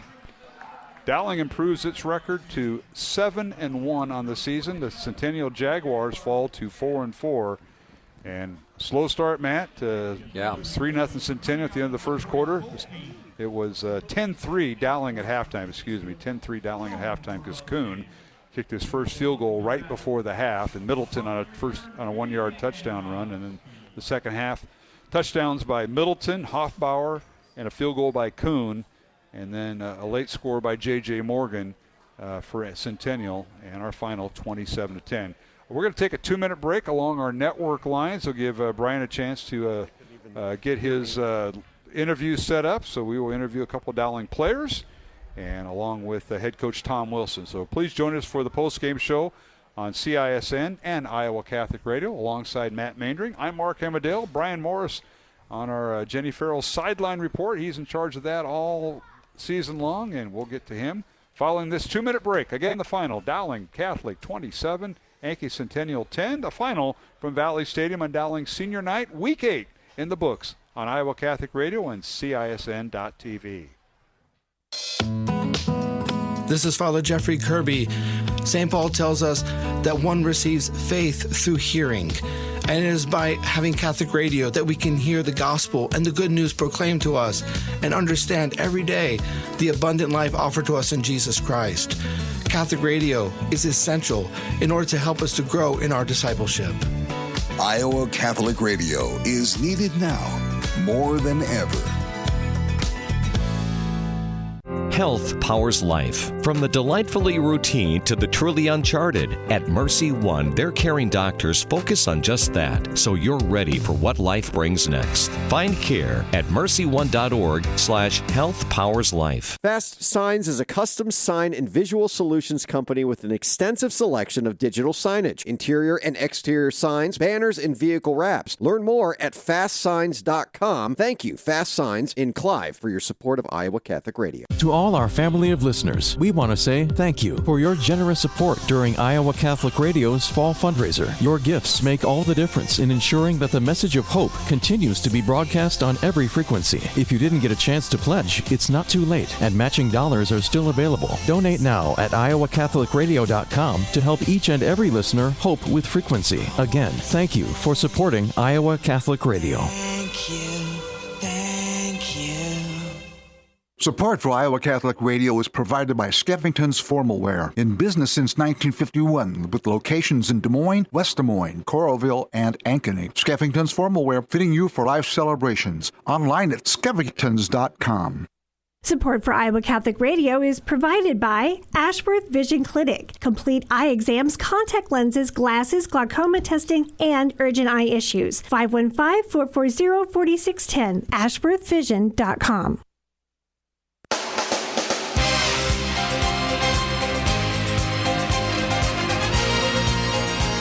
All right, we're back here at Valley Stadium in West Des Moines. Final score, Dowling Catholic 27 and Ankeny Centennial 10. The Maroons improved their record to 7-1. They've won 7 in a row after their opening night loss to the Valley Tigers. And for Centennial, they fall to 4-4. Up next for Centennial, they are home for their final regular season game next Friday night, as they will host Sioux City North. 7 o'clock kickoff, or 7:30 kickoff at Ankeny Stadium. And it'll be senior night for the Jaguars. And for Dowling Catholic, the Maroons will be on the road as we'll end the regular season in Marshalltown. Will be radio only next week. Dowling at Marshalltown with the 7 o'clock kickoff. Mark Amadale, Matt Maindring, and Brian Morris. Brian getting set for post-game interviews as he's waiting for a couple there's our right-hand man on the board, Mr. Wilcombe, right there. Roman? Yeah, he's here Roman tonight. Well, why wouldn't he be? Senior night, and he's here to support the Maroons. Yeah. And we got, obviously Vinny Cataldo and John Nielsen back on the Iowa Catholic Radio Board. Our thanks to Aaron Bandy, our director here, along with Sam Nord, who's our photographer. And yes, Brian, Sam's going to get a close-up of you and the players. That'll come in. Is that all right? That sounds fabulous. All right, I'll let you get set up with our first interview tonight for the Maroons. Tell you what, Mr. Miller comes in, Jackson Miller, fourth in the team in tackles with 26 this year. He's got one interception. Wears number 33 very proudly, and he's with our own Brian Morris. Take it away with the Dowling senior linebacker, Jackson Miller. Brian? At Jackson, the defense again tonight came through. The first quarter, you guys were out there a lot, but you didn't give up the touchdown. Talk a little bit about this bend, don't break mentality of this defense. Oh, my gosh, man, all the guys. It's like our brotherhood's so strong. You know, if one guy messes up, there's, 10 other guys there patting him on the back, being like, hey, get the next one. Let's go head up. And, I mean, when a big play happens, we're right back on the field. We're right there. We're all 11 strong. Leo Pagano goes down, and it kind of shifts kind of the defense. Tell me a little bit about your role and how that shifted. Oh, man, it's been an adjustment. I was playing safety, but now moving to Mike linebacker, I'm willing to play wherever it takes for this team to be successful. And, I'm trying to play my best for Leo because, that's a terrible situation there. But, I love him, and, I'm just trying to fill his shoes. It's big shoes to fill there. So you're going into the last regular season game again as a captain. What's keeping this? What are you doing as a captain to keep this team focused on just 1 week at a time? During the game, some people were talking about scores like of other games going on right now. I'm like, hey, this is our game. We still got to finish. When I came out here for the last drive, I was like, hey, 2-3 more plays. That's it. Let's go finish it out. Just don't look at anything else. Days on days. Stacking days on days. Mark or Matt, maybe you should take some of that advice versus doing that other game. Exactly. But anyway, up to you guys. Hey, Jackson, I got a question. This is Mr. Mainring up here. And one question, you're on special teams, and I think on about almost 3/4 of the kickoffs, you are the guy. And you're making the tackle on that kickoffs. And talk about that a little bit and how important those special teams are. Special teams, the most important phase of the game we focus on in that practice, I'd say more than any other team in the CIML. Every day it's a new one, and I love just getting out there, running down the field, and using my speed because that's my best asset. And all the guys on that on special teams are really hungry. They all want tackles, so we all just fly down there, make plays, have fun. It's awesome. Yeah. Well, it certainly is. And Jackson, first of all, congratulations, named a captain this year, and that's got to be pretty proud. That means you worked your tail off to get to that part. But senior night, and talk a little bit about that. You're escorted with your mom and dad and your sisters before the game. I know we had the delay in the game, but talk about that moment and being named a captain before the year. Yeah, well, first off, thank you for the congrats. It's awesome walking my family. They've always been there. My dad's always coaching me. He's helping me watch film. My mom's making food for me after practice. I couldn't do it without them. It's a team effort, and they're there for me all the time. I love it, And my sisters, they're always supporting me, too. They're always asking me about football, how I'm doing, all that good stuff. So, yeah, it's awesome. Well, you're going to study pre-med, and if you become a doctor, let me know where you're at because I may need one here in a few years. Will do. All right, Jackson. Congratulations, Jackson. You want to shout out to anybody out there in the audience? Anybody in the audience? Yeah, both my grandparents, Grandpa and Grandma Miller, and Grandpa and Grandpa Odeffer, always coming here. They're always here for me. Odeffer's got to come 3 hours, so couldn't be more proud to have them here. That's awesome. Love all them. Very cool. Yeah. All right. Jackson, thank you. Congratulations. Thank you. That's Jackson Miller, Dowling Catholic linebacker, a senior, one of 32 seniors being recognized before the game, and he certainly was with his family. So Dowling, again, the winner tonight, 27-10 over Ankeny Centennial. We'll go back to the field. Brian Morris with our next guest. And, Brian, I'll let you take it away with the guy who caught his first touchdown of the season, Preston Hoffbauer. Yeah, Preston, talk about senior night. You showed some wheels. I said on the field, we don't get to see that very often, but you made the guy miss and you were gone. Talk about that play. Yeah, it was kind of an option route, and I came back and once I caught it, I just saw open grass, and just try to hit it as hard as I could. The wide receiver room, you guys a lot of speed and a lot of talent. Tell me about that brotherhood. Yeah, I feel like we're a great group. I feel like we all just want the best for each other, and I think that makes us special, and it's a great group of guys. I wouldn't want to be, anyone else in that room. the senior night again, special night. Talk a little bit about just the emotions that went through that, and then when you scored that touchdown, your teammates all came out and congratulated you. It was a great feeling. I wouldn't want to do it on any other night. Senior night, I just felt it was a little more special for sure. All right, guys. Well, Preston, you're one of that many receivers that Dowling gets in the mix, and I know you're one of the seniors. You got the speedsters ahead of you. We talk about Drexler and Roberts, but tonight it was you. 70-yard touchdown. That'll be on my highlight reel because I about lost my mind when you scored. But let's talk about the move you made at the 10-yard line to cut it up, and that was a tremendous move, and I think Brian caught that too. Yeah, I want to shout out Jeffrey. He gave me a nice little block at the end, and I just tried to, cut back a little bit and, just made a move at the end. I got two questions, Jeffrey. We noticed throughout the year. Talk about the blocking. How often do you guys practice blocking as receivers? And because it's so vital to the big plays that Dowling's able to execute. Yeah, I think Coach Cataldo, really harps on blocking. We work on it, basically every day at practice. And he wants us to be, really good blockers. We take pride in that too. So I just think blocking, big part of the game, big part of receiving game, and we just try to do a real good job at it. Well, this will go down in the Hofbauer family folklore night. Senior night, you paid credit to Coach Cataldo, and you score your first touchdown of the year, and it was a 70-yarder. He went right through the red zone. Yeah. Yeah, and Preston, one more thing. You practice all summer. You go through the year just waiting for your shot. How does it feel right now? It feels great. I've been trying to wait for my opportunity, and it finally came. I thank God for sure. Well, I'll tell you what, you got a lot of people behind you that are pulling for you. One of them you mentioned tonight, Coach Cataldo, and he's your position coach. Yeah. Preston, congratulations on the win. Stay healthy, and we'll see you next week up in Marshalltown. Sir, yeah, congratulations, Preston. Yep, Preston Hofbauer, Dowling Catholic receiver on senior night, and he had a 70-yard catch, his first touchdown of the year, and he got some help from his friends, and he paid tribute to that. He did. Again, the final, Dowling 27, Ankeny Centennial 10. You're listening to the post-game show here on Iowa Catholic Radio, and let's go back down the field with Brian Morris. He has head coach Tom Wilson of Dowling Catholic. Coach, we talked at halftime again. That offensive line seemed to control the line of scrimmage, seemed to do more of that in the second half, and again, Ian Middleton, just another big night from him, but the Preston gets a touchdown, and again that sideline's erupted for him. Well, Preston is a great story, and he's an awesome kid. Has worked his fanny off, played a little bit of both ways, and then we have him playing offense now. And quite frankly, the opportunities aren't plentiful because he's obviously Jeffrey and Sam, and then you've got Jimmy, and then Preston happened to be in there during that time, and Coach Cataldo has a lot of I didn't even know who was in the ball game at the time, and then I see Preston going down the boundary, and so happy he scored on that.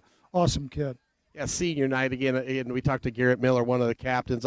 He had to kind of shift positions with the injury to Leo Pagano. But what's the emotion again for you and for the players on senior night? Well, to be honest with you, it's tough with the delay tonight, and then you have 32 seniors, and you have dancers, and you have cheerleaders, and the next thing you know, you're waiting around for a while. And that part, just challenge the kids to, those things we can't control. We talked about it all week, that everything but the weather delay. Our kids were ready to play. I think Centennial is a good football team, and Zero is a really, really good back. They made a couple plays in the pass game, but for the most part, I thought we played really hard and played together. If you look at Preston's touchdown, Jeffrey Roberts is down there blocking his rear end off. Sam Drexler on Ian's touchdown on our boundary had his kid on his back. So those are the kinds of things that make a difference. Last question for me, Coach, but you're 8 weeks into the season. You got one more game next week and then the playoffs. How do you keep this team focused just one game at a time? Because, there are different scores going around. Teams are losing that maybe shouldn't lose. So you just got to keep them focused. Well, if anybody's got the magic answer for 16, 17, 18 years old, I'd take it. But to be honest with you, it comes before this week or comes before next week. That's just how we do things. And it doesn't always work, but it's talked about all the time, and the reasons for it. And, we really challenge our kids each and every week, and usually things have to be focused. We've told them that social media doesn't matter. What anybody else does doesn't matter. What really matters is the guys in the locker room and our care and for each other and playing for each other. And it's not that our fans don't matter, but they do. But I just don't want to our kids to be hearing, well, this team beat the other team by this much, so you guys will do this. That it doesn't matter. And we just have to, again, keep that message consistent with them. Matt, Mark? Well, Coach, first of all, congratulations. Week 8, a big win over Centennial. Slow start, and one in which, and we talked about this in the first quarter, I believe, your defense was out there a long time, yet they held this high-potent Centennial team to 1 touchdown, and that was late in the game. But they were out there a long time and just kind of gutted it out after that first quarter.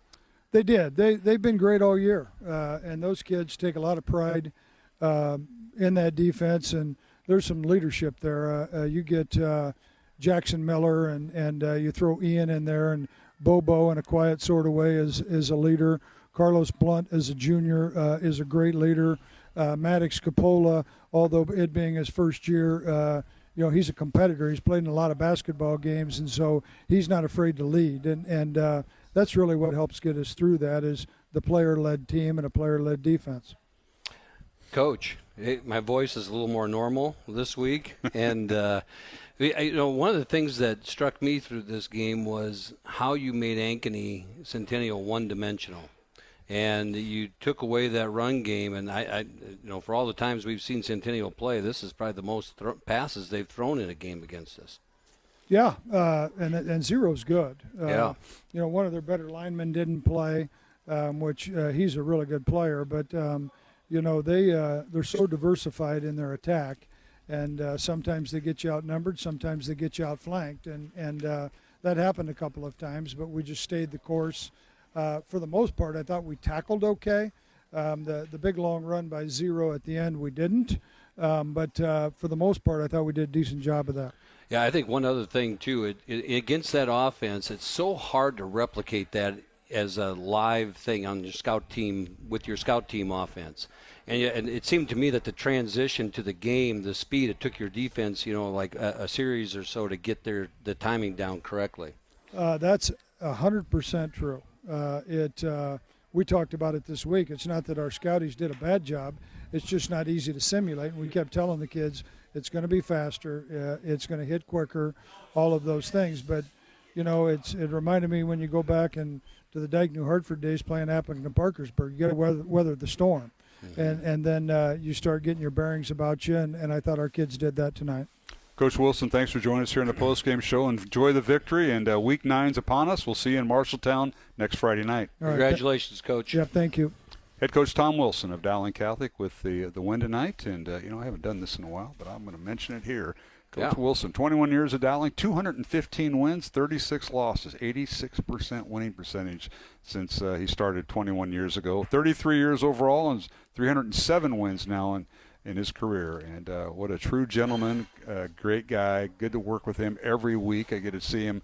And we do the coaches show on Thursday nights, and it's always something positive and always something about the program that he has really done a great job with. The thing that strikes you when you're talking with Coach Wilson is it's always kids first, and if you're going to survive in this game, working with high school kids and all that stuff, you see some coaches that come and go because they want it to be about them as a coach and say, here's my record, here's this, here's that. But in the end, it's got to be about the kids, and that's what makes Tom and his coaching staff special. All right, that'll wrap up our broadcast on the CISN side. Our thanks to our director, Aaron Bandy, and our cameraman, Sam Nord, and for Matt Mandring, I'm Mark Amadale. Brian Morris was our sideline reporter. So, again, the final from Valley Stadium on Dowling Senior Night in week number 8, Dowling the winner, 27-10 over Ankeny Centennial, and CISN will have a game next week. And for now, so long for the CISN crew. And on Iowa Catholic Radio, we will continue with our post-game show. We'll take a 1-minute break and come back with final thoughts. Give Brian a chance to get back up here to the press box. A little bit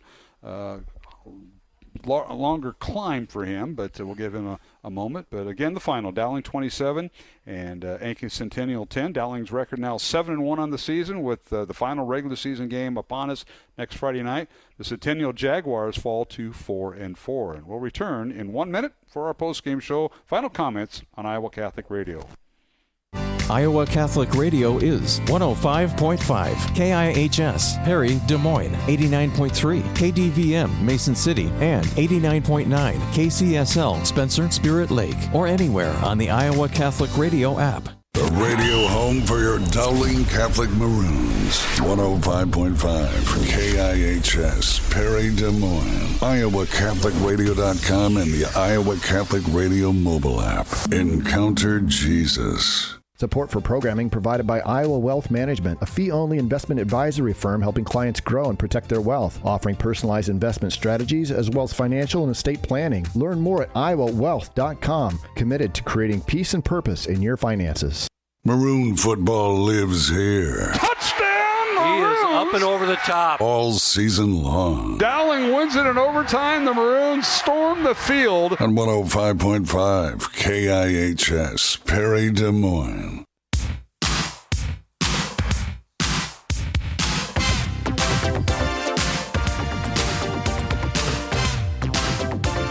And welcome back to Valley Stadium in West Des Moines for the final time tonight.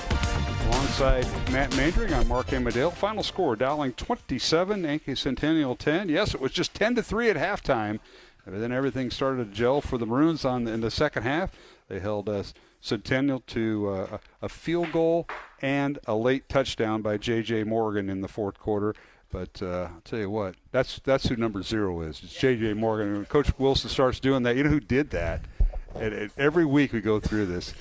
Grant Bossum, who's now over at Johnston, but he never call them by their name. They call them by number. Number 0, number 1. I said, Coach, they got names. Well, that's for you media people to let the audience know. They always called them by a number. As a coach, I'd always call it by a number.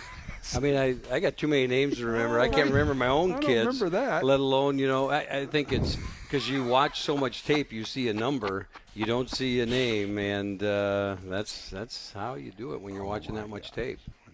I remember in high school we have a couple of numbers that we were all keyed in on. We call them by name. We didn't call by number. Yeah, we knew that East stuff. And Lincoln and whether it be Valley or Ames, who was in the conference at the time, we knew them by name, but different way of doing it. But I just wanted to clarify that. Go ahead, Brian. I know you got to catch your breath here. I think again I've said it all year long. Something about this team I really like because again this defense just plays good team football, and again they have not.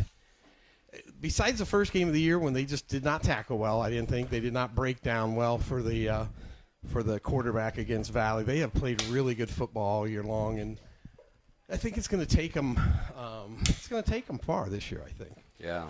Speaking of Coach Bossum, Johnston was down by 2 touchdowns, and yes, they were. have now tied it. Oh my goodness! 24-24 against Southeast Polk. So, don't know if that game has gone final yet.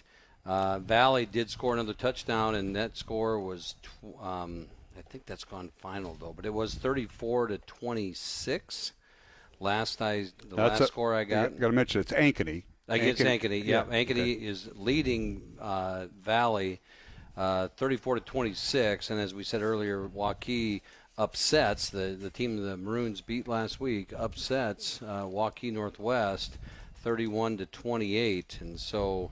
There would be some shuffling as they go through the top of the rankings. We've had some wild games tonight, Brian. We were kind of watching on his phone and trying to call this game, but there was a lot of stuff happening, And the Ankeny game has gone final. So Ankeny wins 34-26 over Valley. Okay, so third-seeded Valley loses to 5th-seeded Ankeny, and there's going to be a whole lot of shuffling. Number 20, Waukee.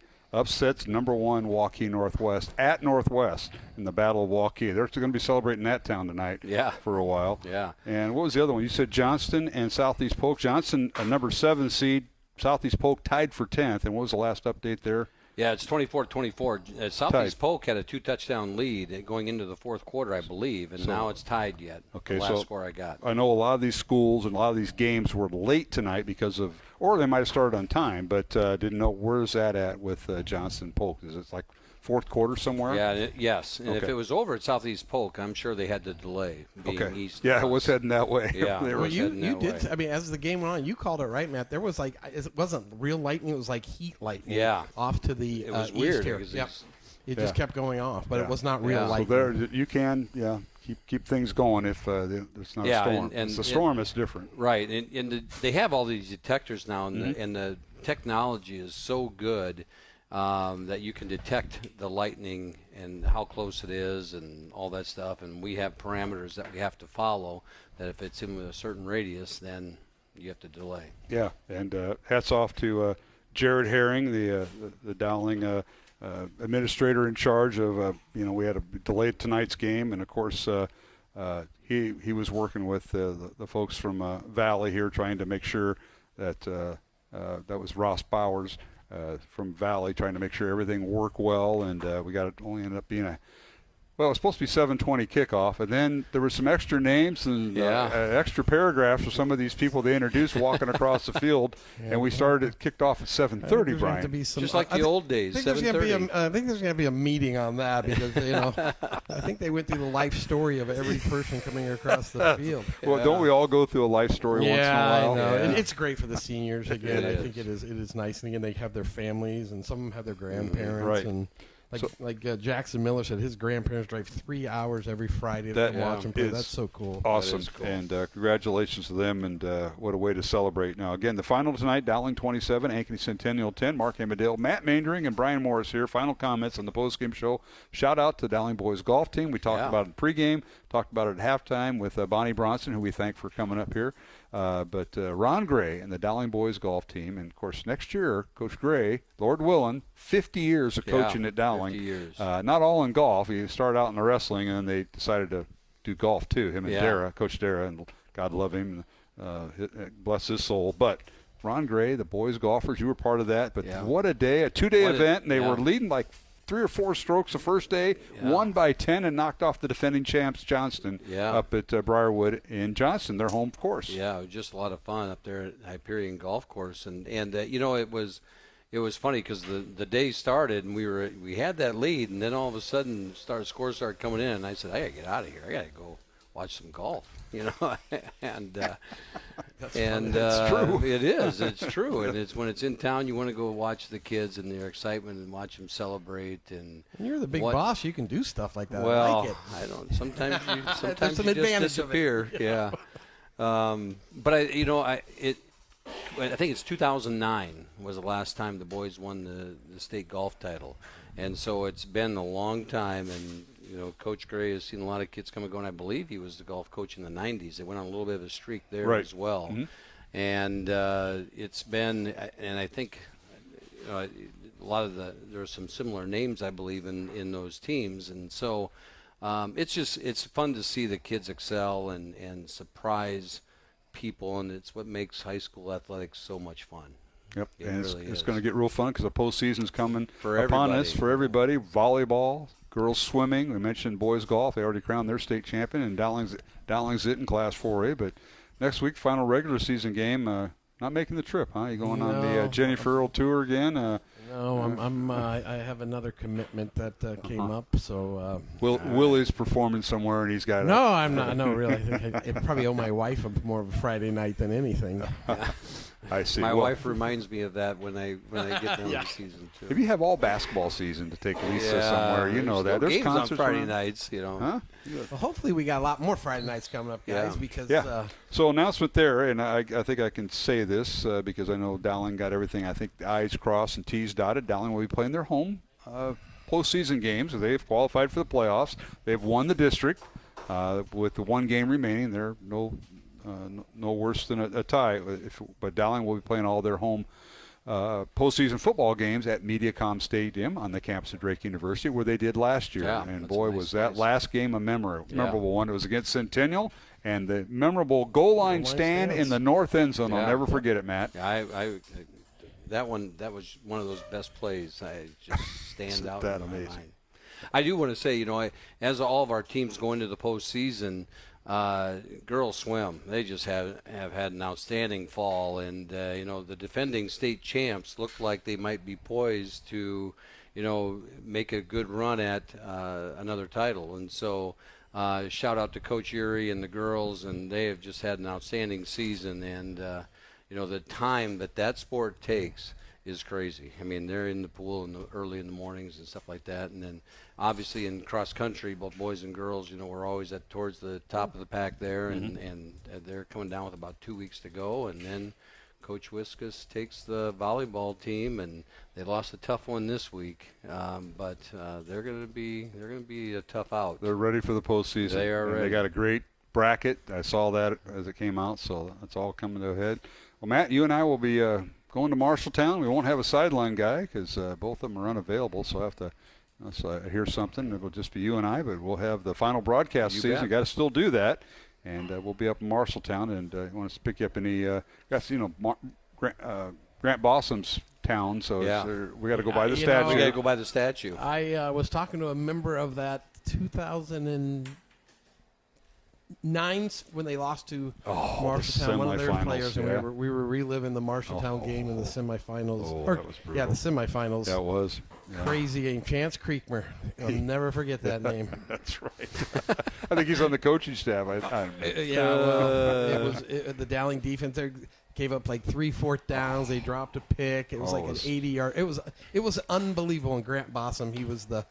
That was just that was sticking his memory because that was a great Dowling football team. It was a tremendous team. They were really good. But Marshalltown derailed them. And, they did. Marshalltown, the one year they get to the finals, it's crazy. It did. All right. Well, that'll wrap up our broadcast, gentlemen. Thank you, Matt. Glad to see your voices back, and we'll talk to you next week in Marshalltown. We'll ride up together on Friday. See you in 2 weeks at the Drake Mediacom. Mediacom Stadium. That'd be the stadium to the east of the Knapp Center. Yeah. It's a great stadium. It is. It's tremendous, and it's great cozy. Great venue. Great parking over there. Yep. Yeah. It's cozy. You're right on it. It's almost like going to like a basketball game because you're so close, but yet there's no track, and they build it so that you're right on the players, and it's a great environment. And the Bruins have that for their playoff home games. If they should get 2, but we'll see. And they may be the number 1 seed after tonight. It looks like, and then the Valley game did go final. Ankeny and Valley. Ankeny defeats Valley, and with Northwest losing to Waukee, you would think that Dowling should be number 1 in the RPI tomorrow. Can't wait till as you guys know, really, it gets to the year. It really doesn't matter. And that's why everybody's talking. We joked before the game about everybody's trying to figure out who's going to play who and all this. Right. And until you get to the last week, it really doesn't matter. I mean, you just get to the last game, and like Coach Wilson said, just play the games and get to the 13th game. That's the state championship. Yeah. Now the road to the state championship. That's what everybody's curious about. Well, who do we got to play to get there? Well, whoever you got to play, you got to beat, no matter who it is, exactly to get to that final game. So you got to beat whoever you play. That's right. That's right. All right, guys. Thank you very much, and we'll talk to you next time. And that'll wrap up our broadcast. Our thanks to our studio producer, and that is Vinny Cataldo, along with John Nielsen. Thanks, guys, for hanging in there tonight as we had a late start, and we're going to get off the air right about 10:15 right now. So our thanks to all the folks from Ankeny Centennial, including co-head coaches Jerry and Ryan Pizzetti. Appreciate working with them. They're great people, and Coach Pizzetti kind of recovering from an accident he had this summer, and I'm glad to hear he's on the sidelines and saw him there tonight. Ankeny Centennial Athletic Director Nate Lindgren and Blake Cruikshank, the assistant AD. Our thanks to them as always. And our next broadcast on Iowa Catholic Radio is next Friday night. It'll be radio only, October 24th. Second-ranked Dowling at Marshalltown. Our pregame gets underway at 6:30 with kickoff at 7 o'clock from Cole Field on the campus of Marshalltown High School. So join Matt Maindring and me for the broadcast as we look forward to that. For Ankeny Centennial, their next game will be next Friday night, this coming Friday night, 7:30 kickoff at Ankeny Stadium as they take on Sioux City North. It'll be senior night for the Centennial Jaguars.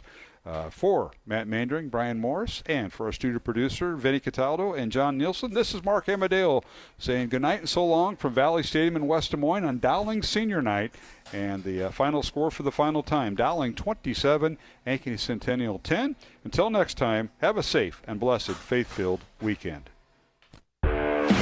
Dowling Catholic Football and Iowa Catholic Radio has been brought to you by Ashworth Vision Clinic, Construction Professionals, Blessman International, Fast Signs, the Catholic Tuition Organization, Skeffington's Formal Wear, Iowa Wealth Management, the Jenny Farrell Team with Remax Concepts, and Bozen the Florist. Please support the businesses that underwrite Iowa Catholic Radio.